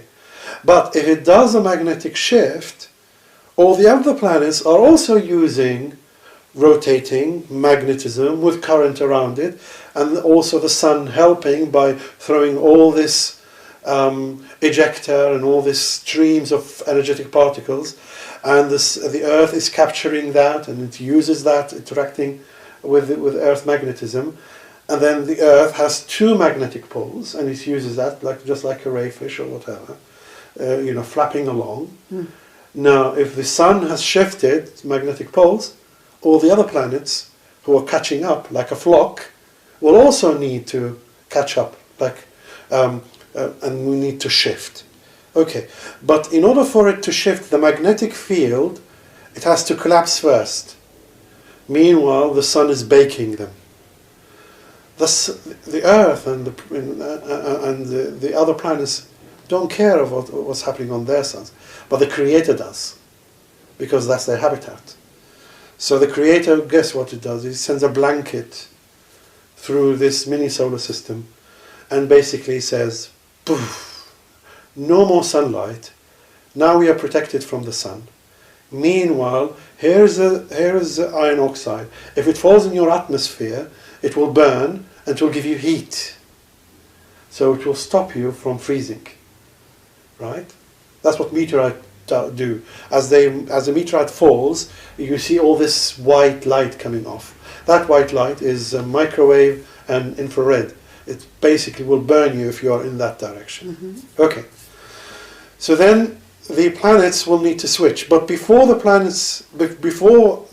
sun moves, it needs to tell the planets, I'm about to shift. Okay? Because all the planets are swimming in the wake of the star, which is our sun. Yes. And the star knows what's going ahead, but the other planets do not know because they are in its they are being dragged. So then in Astro-Planetology, I'm saying that what you hear, the chatter from the sun and the moon and the different planets, are actually communication channels. They are talking to each other. The sun, and I'm giving in my presentation the sequence in which it will happen. The sun says, get ready, I'm going to shift. Then boom, all the planets start revving up. And that's why you see all the planets heating. Right. Right? That's one. Also because there is an incoming body, the sun says, I want to move, change direction. You need to catch up. So it's by the way, I'm feeling a tug, you go and change. All the engines are started up. That's why we have all the earthquakes. That's why we have all the volcanoes. That's why we have all the holes falling because the earth is stretching. Then you have this sinkholes that are falling because the earth is stretching. Sinkholes are falling down. So now all the planets are ready. They were ready since probably 2012. They started. Yes. The engine started. Mm-hmm. Okay. Even before, yes. Because why does the engine start? Because it needs more magnetic field to be shifted so it can catch up with the sun as the sun keeps changing. Now the sun now says, go change your polarity. Before it changes polarity, God has sent this dust or smoke. We are protected. We have heat. Meanwhile, the planet goes off, no polarity, and then shifts back again, and then shifts back to the proper way against the galaxy in the direction of its electromagnetic fields. Every planet will do the same if it needs be. Okay? Once that is done, then what I am saying, what I expect, when Jesus comes down in a white cloud, that is describing the removal of the dust or the smoke from the stars, and it says with other things. So my expectation, that is the point of disclosure. Disclosure being given by Jesus as the head, with other things coming. Now I've also checked on Quran, and it basically says when it comes, there will be a sign for them in the heaven where they cannot take their gaze off it.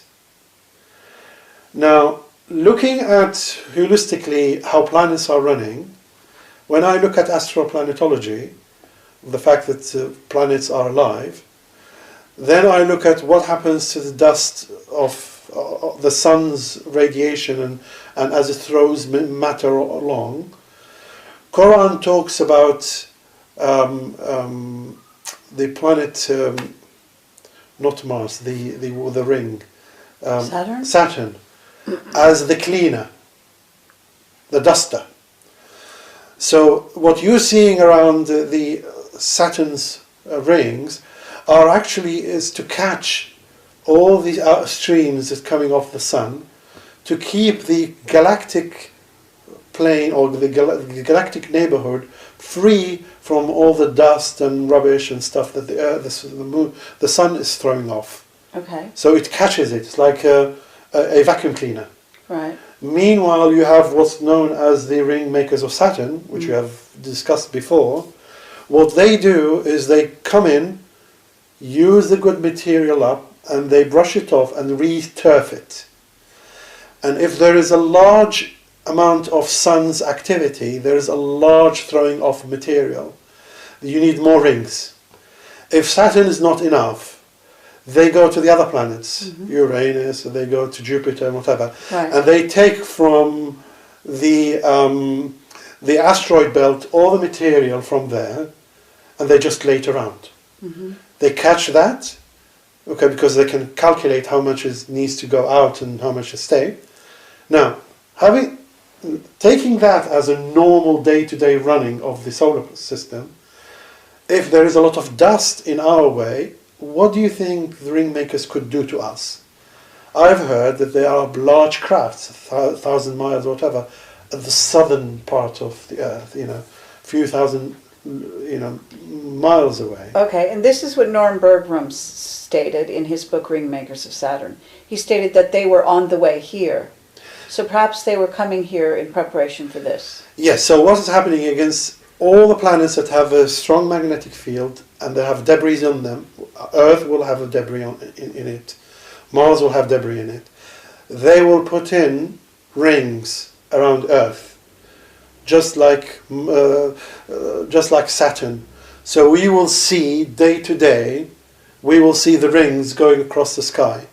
These are artificially laid turf to catch all the dust as we go along, and is like a supercharger of vacuum cleaning of the solar system. So within 2, 3, 4, 5, 7, 10 years, I don't know how long, we will have a ring going around Earth, right? Okay. And the ring is not natural, it's laid down by intelligences. Now, if this happens, do you think disclosure has happened by then? In theory. How can it not be in practice? Well, even if this return of Nibiru happens and the red dust and all of this, eventually it's going to be known. But there may be also some things that the ETs, various visiting races, are also using these events to reveal themselves on a certain level, because there will be, and there's also a sort of a motivation by the Illuminati to set a stage. Yes, they had that motivation and they put it. They did that, they planned it for the Third World War. Okay? Yes. Now, shall we go on 1 minute explanation of the Third World War, or the world wars that have taken place. The ETs or whoever is behind the Illuminati have told them through the Pike's prophecy that you need to make 3 world wars. If you look at them, this is what they say. This is the idea. Humanity has 3 layers of protection that they fall upon as a safety net every time that they have trouble. And the 3 world wars is to remove each net at a time. The first net humanity falls on top is human-to-human relationship and allegiances. So you have then the families that are running, and the ruling families are the first net, because they are the visible ones. So the First World War was to remove all the ruling families. That's what they did. Okay? And not only that, but also all the supporting infrastructure for the ruling families, which were the bourgeoisie. So the First World War was designed, even in the War of Trenches, go out, come back, go out, come back, just like a saw cutting. And they took the bourgeoisie, put them as captains in the front.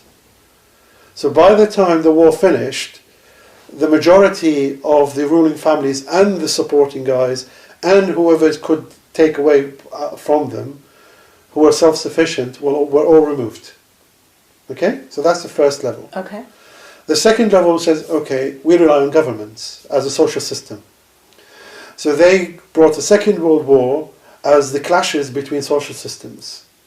And then you had the fascism on one hand, the democracy on the other hand. You had then the communists on the other hand, clashing all together. Right.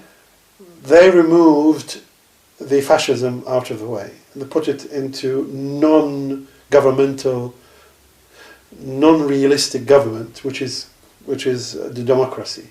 Okay? That's what they left behind. The next level of protection or safety net is the spiritual structures which are held by the religious beliefs. Okay. So what they are trying to do is they have the fight of the religious beliefs. Okay. So you have the banner of the Christians and the Zionists. Mm-hmm. You have the banner of the atheists and the communists. Mm-hmm. And meanwhile, what do you do with the Muslims? Put them into the communist side. Because we need to have the Muslims against the Christians and the Jews. Okay? So they started setting up that Third World War for 1958. Hmm. They started the engines running, the design was 1952. Then Stalin knew about it. He started wanting to take a step against it. They killed him. They brought a new person in. Right?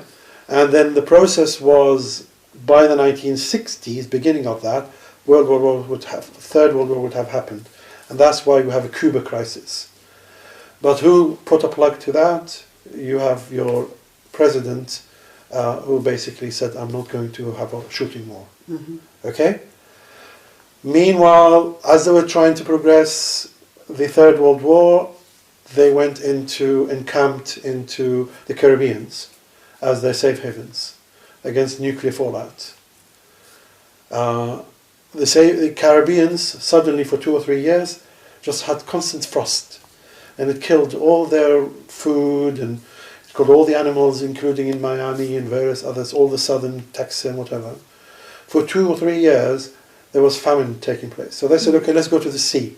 For a few hundred miles as they were fishing, there was no fish. So they said, stop. Okay, we cannot have a world war. We need to go in safe places. Okay. Push that 20 years ahead. Move that to 20 years, 1980. So they decided, okay, we're going to move the religious war 1980. You have to think that 1958 or 1955 is when they were planning to do it. So they had plenty of time before 2012 to do all this revelation. So they're preparing, it's on the table. Mm. But they couldn't do it because they couldn't have the fight to destroy the safety nets and the religious one. So they said, okay, now us going back to the first thing we discussed with regard to Muslim Brotherhood, they prepared the Muslim Brotherhood as the bearer of the Islamic flag on the Third World War. That's why they prepared it after the First World War. They prepared the Muslim Brotherhood in the 20s in preparation for the Third World War. Yeah. Okay? So the Muslim Brothers were waiting. They had all this Nasser and all that stuff. They were, not Nasser, before then. Mm-hmm. They were preparing the Muslim Brotherhood to take over, but they couldn't. Right. Then what happened was, then you have the 1980s. They then had the ability to go to the moon. They had all the bases underground done. They dug it and fine. Let's go and have the second term of Carter. Todd talks about this.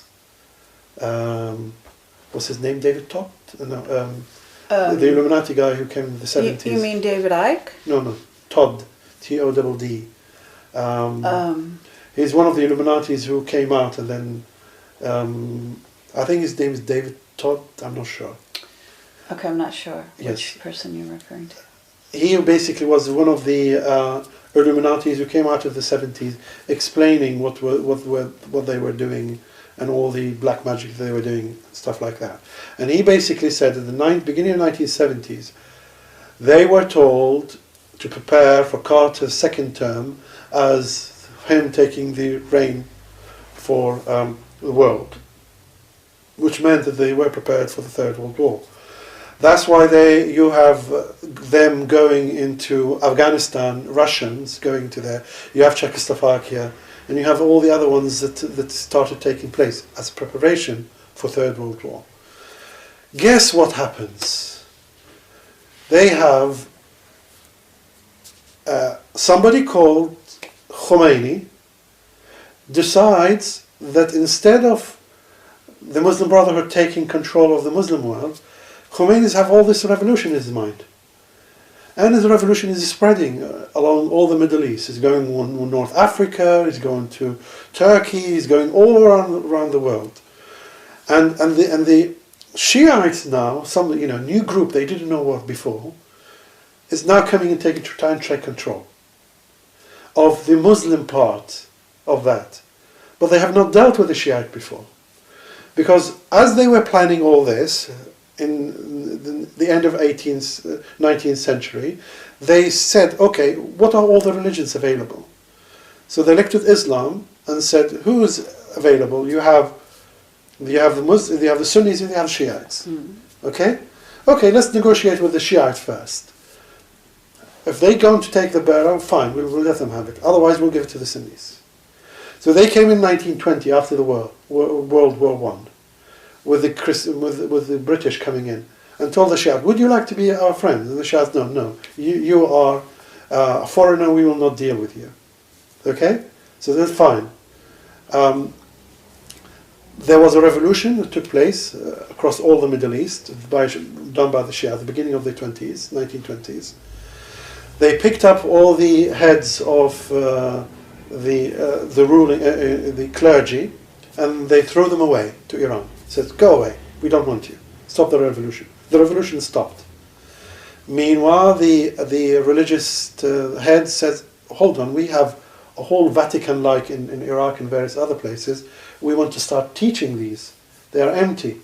So, okay, the British said, if you come in, you sign that you are not going to go into politics.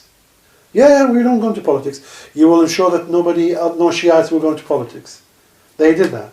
So the Shiites from 1920s went undercover. So when they did all the planning, they did it with the Muslim Brotherhood thinking that this is the Muslim side. They were not anticipating that there was another side called the Shia, because they said they just signed. We can do anything to them. Meanwhile, they were empowered in 1979, and they came onto the scene, and the Illuminati got, well, hold on, where are these guys? What is their story? Who's playing in our turf? But we do not have connection to them. Okay, stop the game. So they stopped 1980s war. Let's have a shooting match. Let Saddam go and destroy Iran. It will take 3 months. My information came directly from them. We will sort this in 3 months out. 3 months went to 3 years. 3 years went to 8 years. They kept winning. So then the Americans came in and said, they shot down the Iranian airline and says, we are now coming. If you're not stopping it, we are going to have a shooting match with us as well. The Iranian says, okay, we're going to stop. In 1980s, when they stopped the Third World War, they shifted yet another 20 years. Okay? Mm-hmm. So then they went into 2001, they couldn't have it, went to 2011, they had all this revolution, trying to get it. Mm-hmm. Meanwhile, they're trying to get some of the Shiites on their side. Now, they have the Shiite on their side, whoever's ruling. I will not name names on this. So they have people who work for the Illuminati in the Shiite side. Okay. They said, okay, now we have the Shiite side. So 2013, let's go for the war. Sorry, 2012, 13, let's have a shooting match. Mm-hmm. By then it's too late. Meanwhile, they have 20, 30, 40 years delay in their plans. Right. Okay. So now it's all uncertain. Okay. But also, as to get back to the very beginning of our talk, we're actually in this funnel, as you called it. Yes. As or nexus. As it happens. Or nexus, yes. Where actually they've gotten to this time. But it was also said, and there was, all kinds of evidence of this focusing on 2012. It's like they could see as far as 2012. So Yes. they thought 2012 was the change. But this is where people were deceived, because 2012 wasn't the change. It was the beginning of a change. It was entering this thing you're calling a funnel, and I might call a milestone or whatever. And it's this pocket of time. 2012 was the change. But it's But the not- beginning of the no. change, because what No, happens the change from in, there, not in our sphere.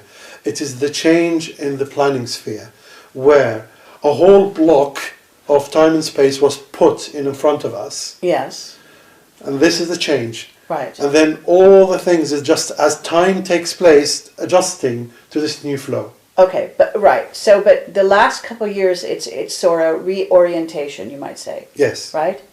And so now at this time, they still want to have their world war, though. not anymore, not yet, because of Planet X is coming. They don't think they need to do so No, much, No. because you also talked about Planet X comes through, all this happens, pole shift, etc. Yes. But they're really looking also to eliminate large numbers of population. Yes. Now, what is happening is this: is because they don't have this position of safety for them, their sanctuaries, is now either on the planets, the moon, or under Earth. Right. But when Nibiru comes, they have no connection. They cannot go anywhere. So they have to leave before or not? No. They will still want to have access to Earth. Right. Now the problem is there are people on Earth who are in the underground bases. If they start a shooting match, the Russians have told them, your sanctuaries are fair game. Which means if you start shooting us now, we will basically bomb the hell out of your underground bases. Which means they cannot have a war while this is taking place. Okay. Now, of course, people are going to wonder, are they going to be killed by this pole shift? What's going to happen to them? Right. Everything now is my understanding, and this cannot be done scientifically until it actually happens. But this is my take on things. Mm-hmm. All the data indicates that when the two timelines come into this funnel, people will be given a choice. Do you want to go on one side or the other? Once they do, they are stuck into that, and the scenario will continue. It's known as in Arabic it's called qadr. Qadr means like funnels where you have in water coming into streams, mm-hmm. and the streams will go separate. It becomes very difficult to go over from one stream to the other. Sure. Okay. The two streams that will be kept during the smoke or the dust as it covers, people will either go with the Illuminati side and feel attracted to them and allegiance to them or associate with them, or people who will leave the Illuminati and will go with normal people. So now you have people going underground in the sanctuaries or staying outside with normal people. Mm-hmm. This is the first cut of the cake with with the ability of people to decide whether you want to be associated or be attracted in the locus into that direction or that direction. When it takes, my estimate is it will be 1 year, not more, for the dust covering Earth. For other reasons we can talk about later. But it will be because there are certain prophecies. I have tons of data that tells me that 1 year is the max for this before Jesus comes down on the cloud with all the paraphernalia that comes up behind him, with all the disclosure. When he comes down, at that point, people are separated into those who are active. I'm talking about active, not normal people. Those who are in the scene. There will be the Chinese Russians there will be the Americans, Illuminati, and then there will be another new group, which is the Shiite, is Sunni, if you want to call a combination, led by, a young person who is later on called Mahdi. Okay? What ISIS does, which is beneficial to him, unknown to them, what ISIS does is break down all the borders in the country. Yes. Now, whoever defeats ISIS will have a bounty of all of that. Now, that's 40% of the world's oil in one go, one shot. That's a new country with all new allegiances, with no prior history dealing with the cabal. Okay, that's a new scene coming in. Now, what the scriptures are saying is at the point when Mahdi's army come and takes over Jerusalem at exactly that day, and he takes it over because whoever was running Jerusalem did something to them. And the scriptures talks about being bombed by a nuclear bomb, and even gives specific cities where they were bombing nuclear, and it was done by them. So that gives an excuse for Mahdi to come in and take Jerusalem. But apparently from the scriptures it says that if he continued on, the cabal would have destroyed all of the land. They have like underground nuclear explosive, whatever. They would destroy all of it. To stop flesh remaining, Jesus comes as a separator and says, okay, let's have a peace. The reason Jesus comes is to tell the cabal, listen, you have space, you can now act, but meanwhile here's a new killable in the block. So the cabal have their own scenarios. One of the scenarios that they have is the alien invasion and the false prophet and all that stuff. They will feel compelled to activate that scenario. Meanwhile, we have somebody else who's making new allegiances, which we say is the incarnation of Patel, of the Beit Allah, the family of God. Okay, that's meaning the Mahdi. Yes. Are you saying the Mahdi? Yes. Okay, but that's a separation. Now you start separating.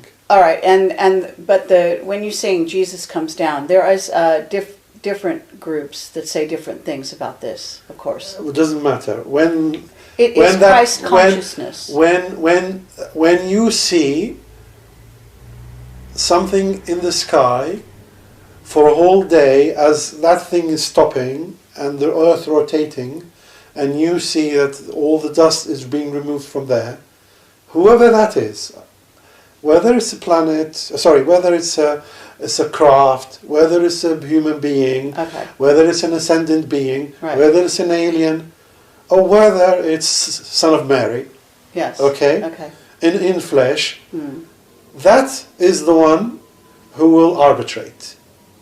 Okay? To arbitrate the two sides. I see. Okay. At that point, the arbitration is as follows, and this is written in the scripture, that once an arbitration is made, if you go against it, you are regarded as criminal. Bang! Judgment is taken on you. That's the exact wording. Once arbitration is taken place, and you go against it, judgment immediately takes effect. So now what's happening is, Jesus comes down and arbitrates. What the Illuminati side will do, will say, Jesus is not Jesus. He is an alien. Here's our alien. Now, bang, they become criminal. Okay? And judgment takes place. What takes it? Something else then comes. Be it galactic wave, be it nemesis, be it a new form of a cloud, or whatever. At this time, as we speak, this is being blocked from view. We are not able to see what it is that takes on the judgment side. But definitely what happens is a hit is going to be struck on land. The hit is so strong that America will be made in two lands, with a river, big river, put in place in the middle of them. Mm-hmm. That's what the scripture says. It's called Saba. It describes it as Saba, which basically means a river goes in between the two lands. Yes. Okay. Which we would call the New Madrid Fault. Yes. Was split. Yes. Now, what it also says is when it hits it, it seals all the underground bases. So they cannot come up. Mm-hmm. And what they do is petition Jesus, or whoever is the one who's arbitrated, asking them, we would like to come out. And he said, no, judgment has been made. You will stay there for a while because you have taken your way. Because if I bring you out, you will do the same thing. You will repeat what you have just told. But we have made judgment. But when the hit takes place, Jesus provides sanctuary, which is called the seven seals. Guess who supports him in doing the sanctuary? Mahdi. Also, in scriptures, talks about Russia and China. So the sanctuaries will be somewhere in Chad, in Iran, in the deserts of China, in Russia. There will be sanctuaries in between mountains, where whole mountains are going to be covered, and the mountain range in upland is the sanctuary holding enough for all the people. Mm. Okay? So that will be the sanctuary. In the head of the sanctuary, the scripture says this, that when he comes, anybody comes in, there will be a fire that basically cleanses a person as he goes through it. Mm. The fire has many effects. It removes all the rubbish that we've been put in, all the chemtrail stuff that we have, all the electromagnetic attachment that we have, which are jinns or whatever. Mm-hmm. We go in as new. Meanwhile, it marks your body as in a new frequency. Mm-hmm. So you go in a new frequency. Mm-hmm. Okay? The scriptures also says that as you come in, something is placed on your head, like a hat, that downloads all knowledge of what has happened in the past and the future, and you become a completely full being, mm-hmm. understanding all things, okay. From the children up to the old people. Mm-hmm. Okay, so that is what happens inside. Mm-hmm. Meanwhile, the Illuminati says, what is coming, we need to run away, just like we did before. So this was a trial run for them. This Planet X coming is a trial run for them to go into their boroughs. I see. To make them entrained into actually having the same reaction yet again when then whatever comes in, which currently is blocked, we cannot see that. Mm-hmm. Whatever comes in will cause them to have the same flight reaction. Mm-hmm. And they will go, guess what, into the underground tunnel yet again. Mm-hmm. In which case they will be sealed, okay, and theirs will be reset. They will reset their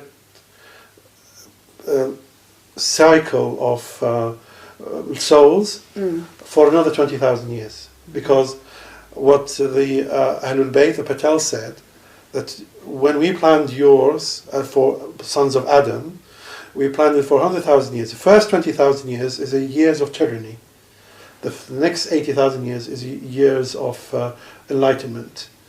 So the problem is the Illuminati have failed the years of tyranny.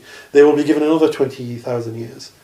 Some of them will fail. They will be given another 20,000 years, and that's why you have the 40,000, 45 P45s, P52s, whatever. They fell. The first one split. Okay, now who do they say, the scriptures, who do they say is underground?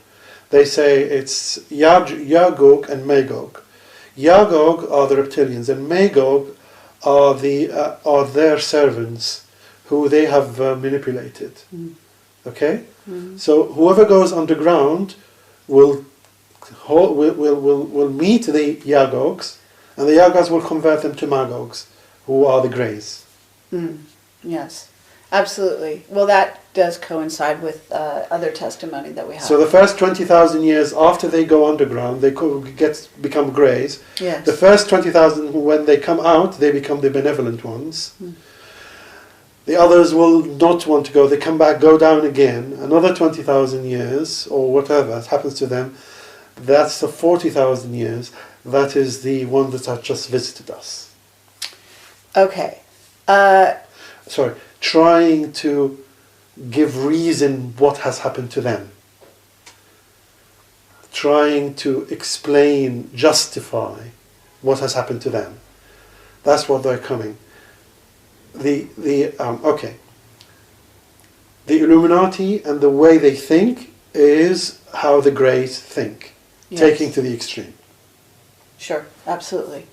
Okay, so what I want to do, because on your slides you actually have a portion where you talk about the migrations and the way they're going to be shifting things politically, and they're actually already doing it. And you also said, they're starting to hoard food. There are signs of these things. So yes.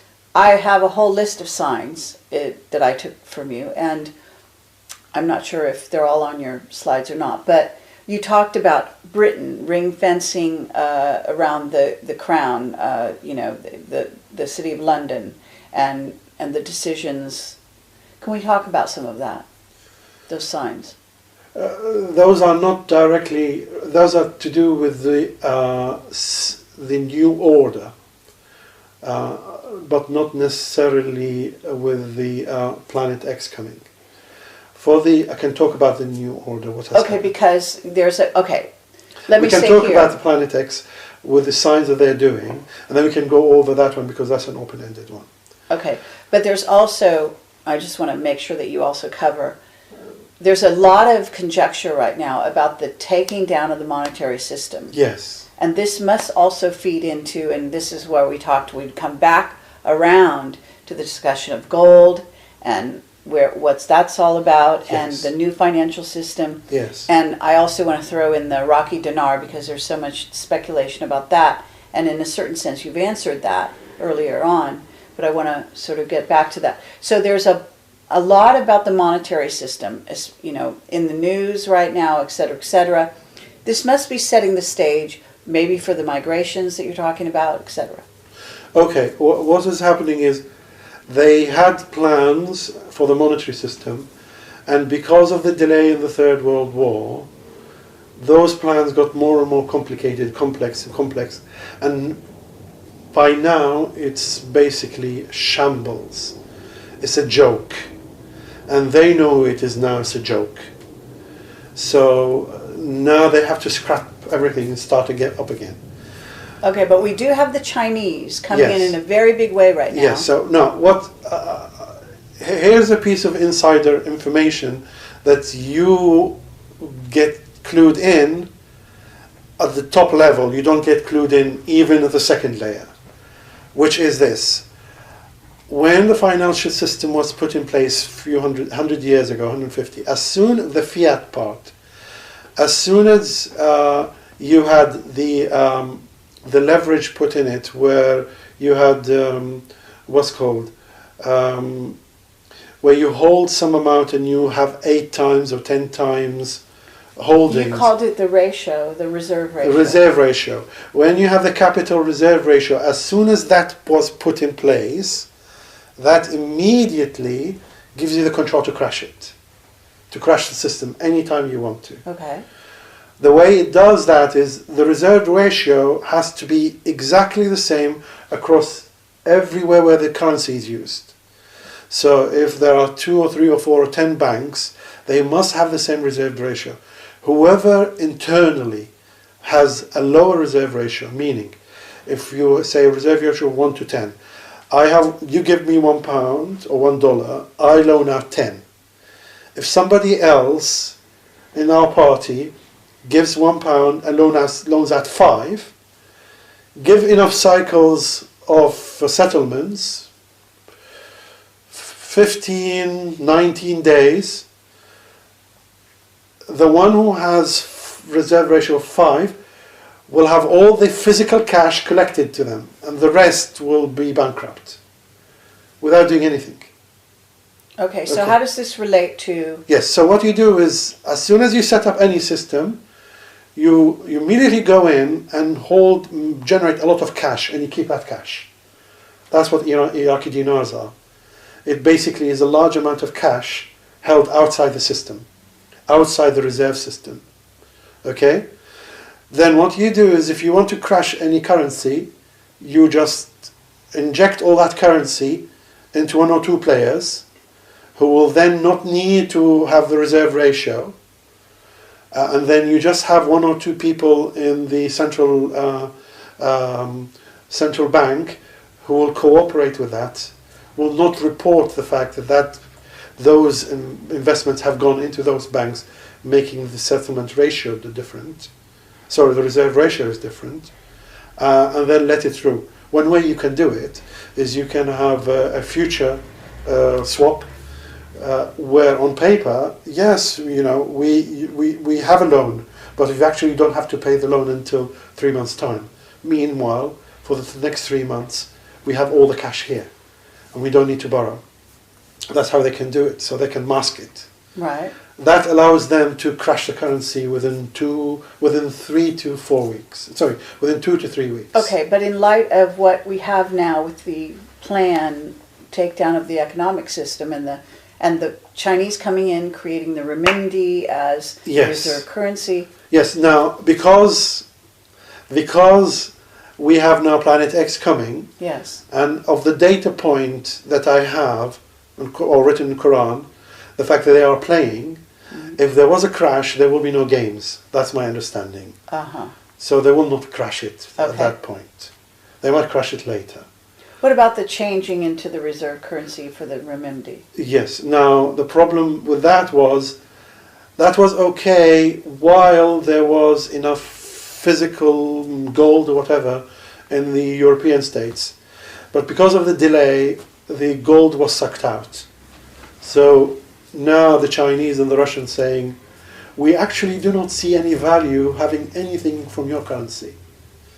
So now they are renegotiating. And they said, okay, we will go the rubiks instead. The Brazil, Russia, India, China, South Africa. We will go with that, which has gold support.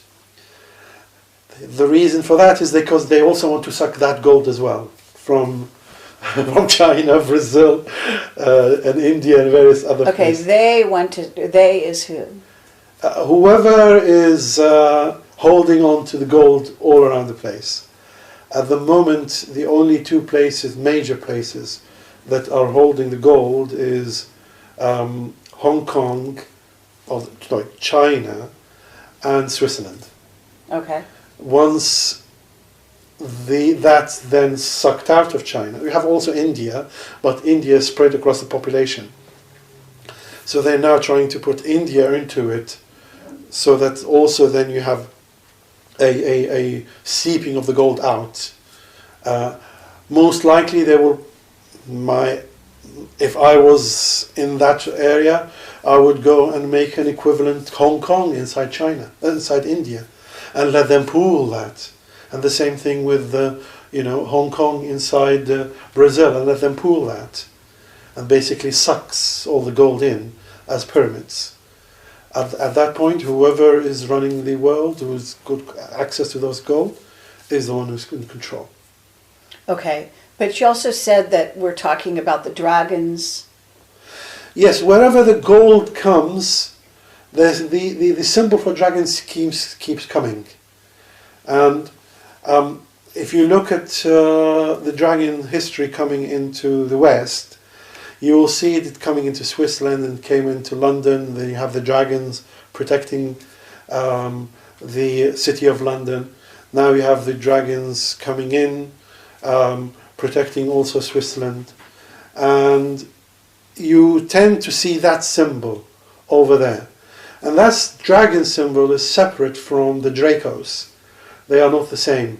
They are different. Okay. And there's actually a split within the dragons, as we understand it, right? there are two sides of, you said, the yin and the yang? Yes. Well, every time you look at the dragons, this is research that I've done.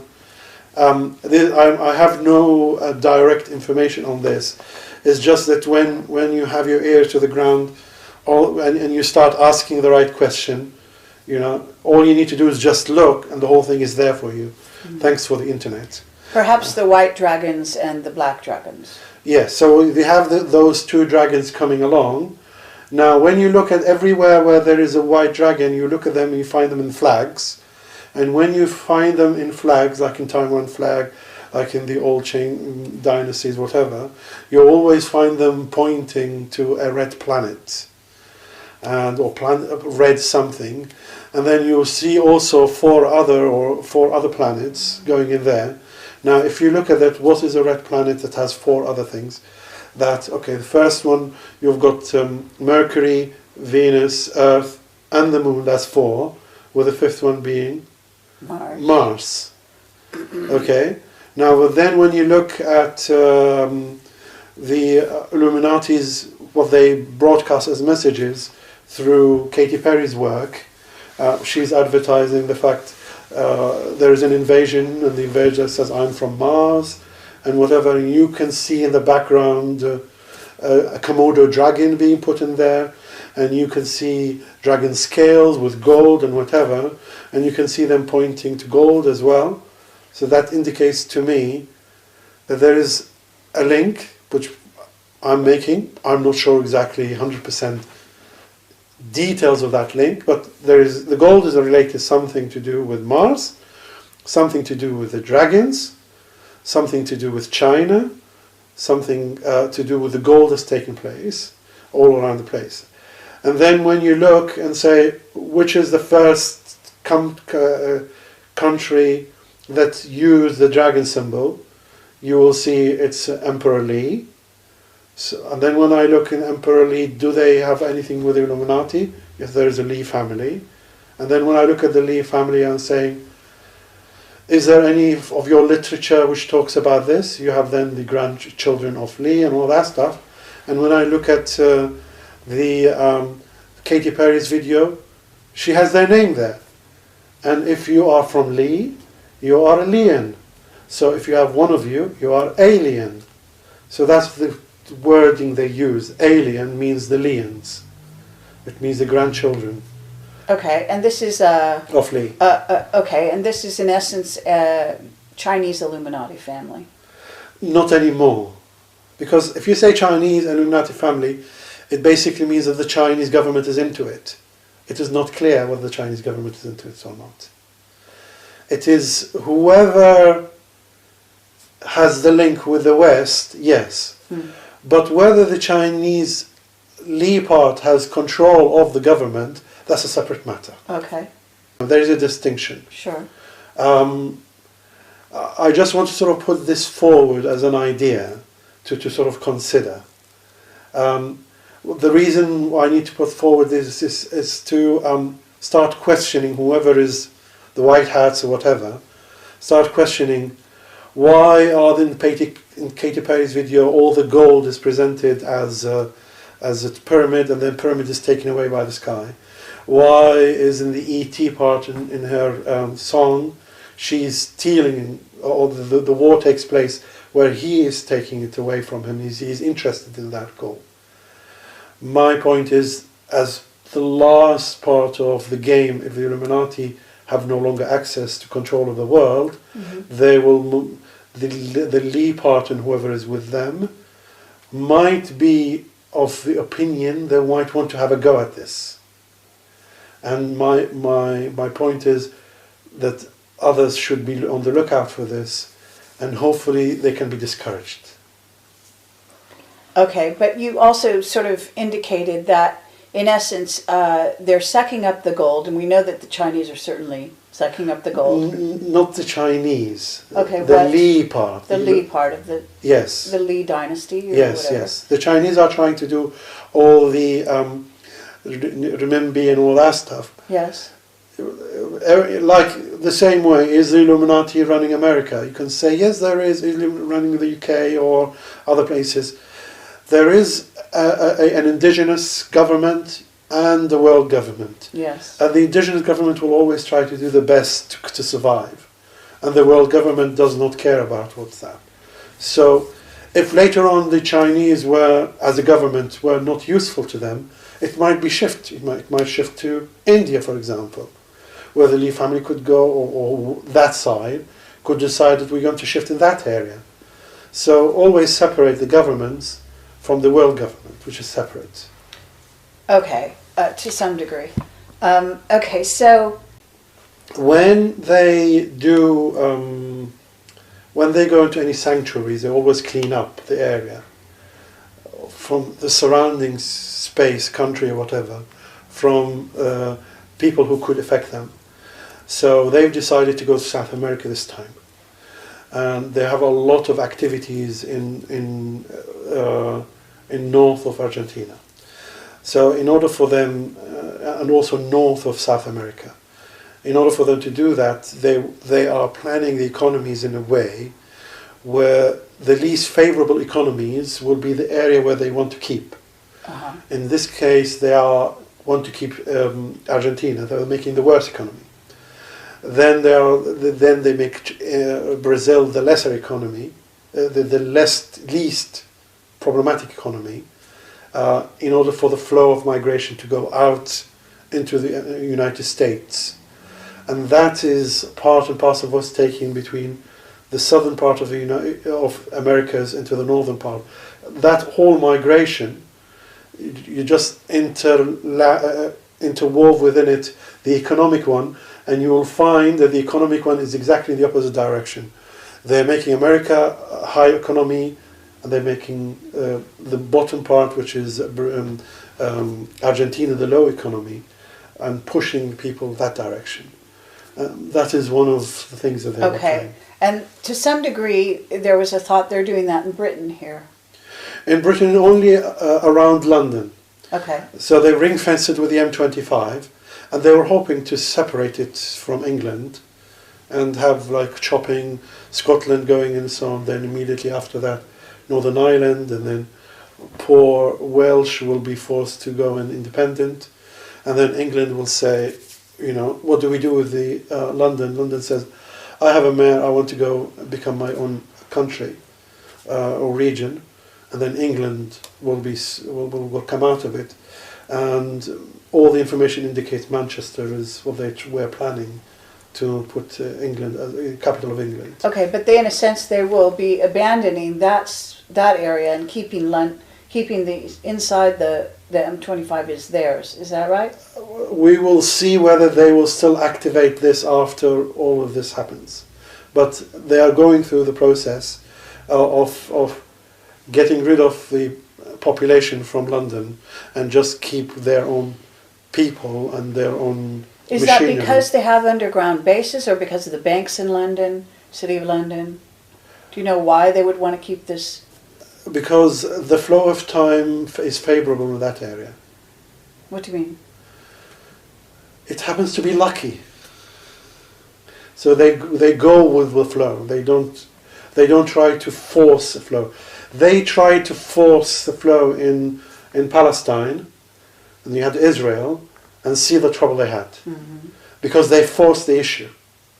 With London, it's happening naturally, so they're going with the natural flow of it. Okay, but what is the advantage to keeping London? History. So they want to keep that for themselves. Is that right? It's not attached to, yes, it's not attached to mainland.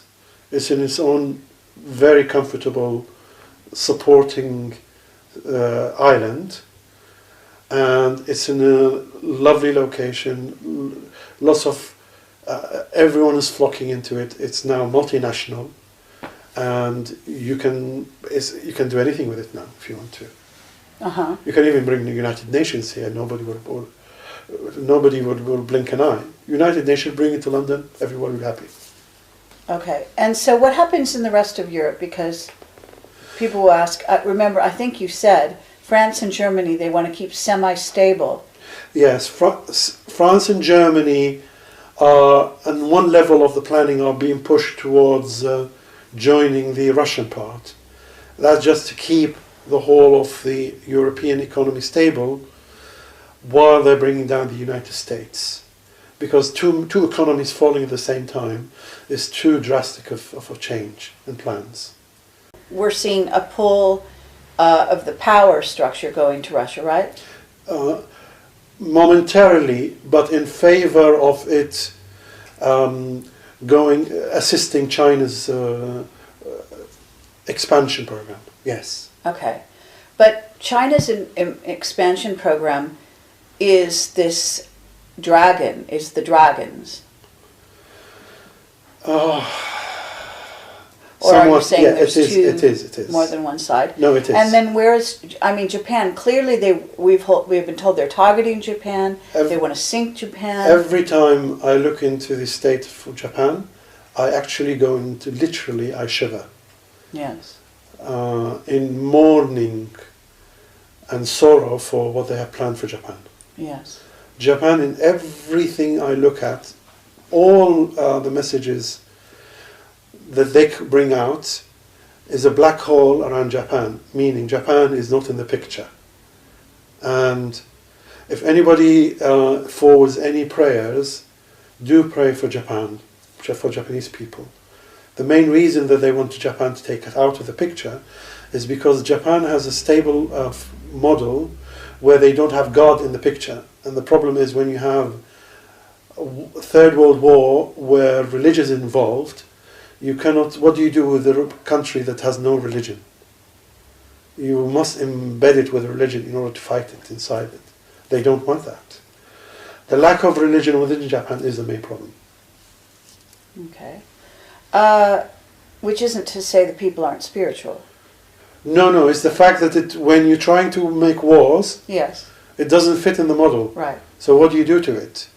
You must eliminate it. Okay, after the Kissinger said that the old order is in flux and the new order is uncertain, all the governments are now looking at their own population and try to serve them until a new plan is put in place. So work with governments. Do not go against them. You will find them preparing things for your survival at this stage. The main governments who wants to come, when coming out of this dust or whatever, they will still want them to be active. If they weaken it too much, they will not have a play in the new game. So they will want to keep their main players still active. And that's why they will not ensure that the population will not be destroyed. I'm not sure about Africa, but these governments. So change your mindset and make sure you work with the new information just momentarily. This is not fear porn or whatever they call it. It's a new era, it's a joyful era. If you know what's going to happen next, which is a new refreshing era, take this as joy and move forward with it. And I wish everyone good luck. Okay, thank you very much. Thank you for your service to humanity. You're quite welcome. Thank you. Okay, and we will continue this dialogue, and we can possibly do a live stream conversation with people, and they can ask questions in the future as well. Yes, okay? Definitely. Excellent. All right, thank you very much.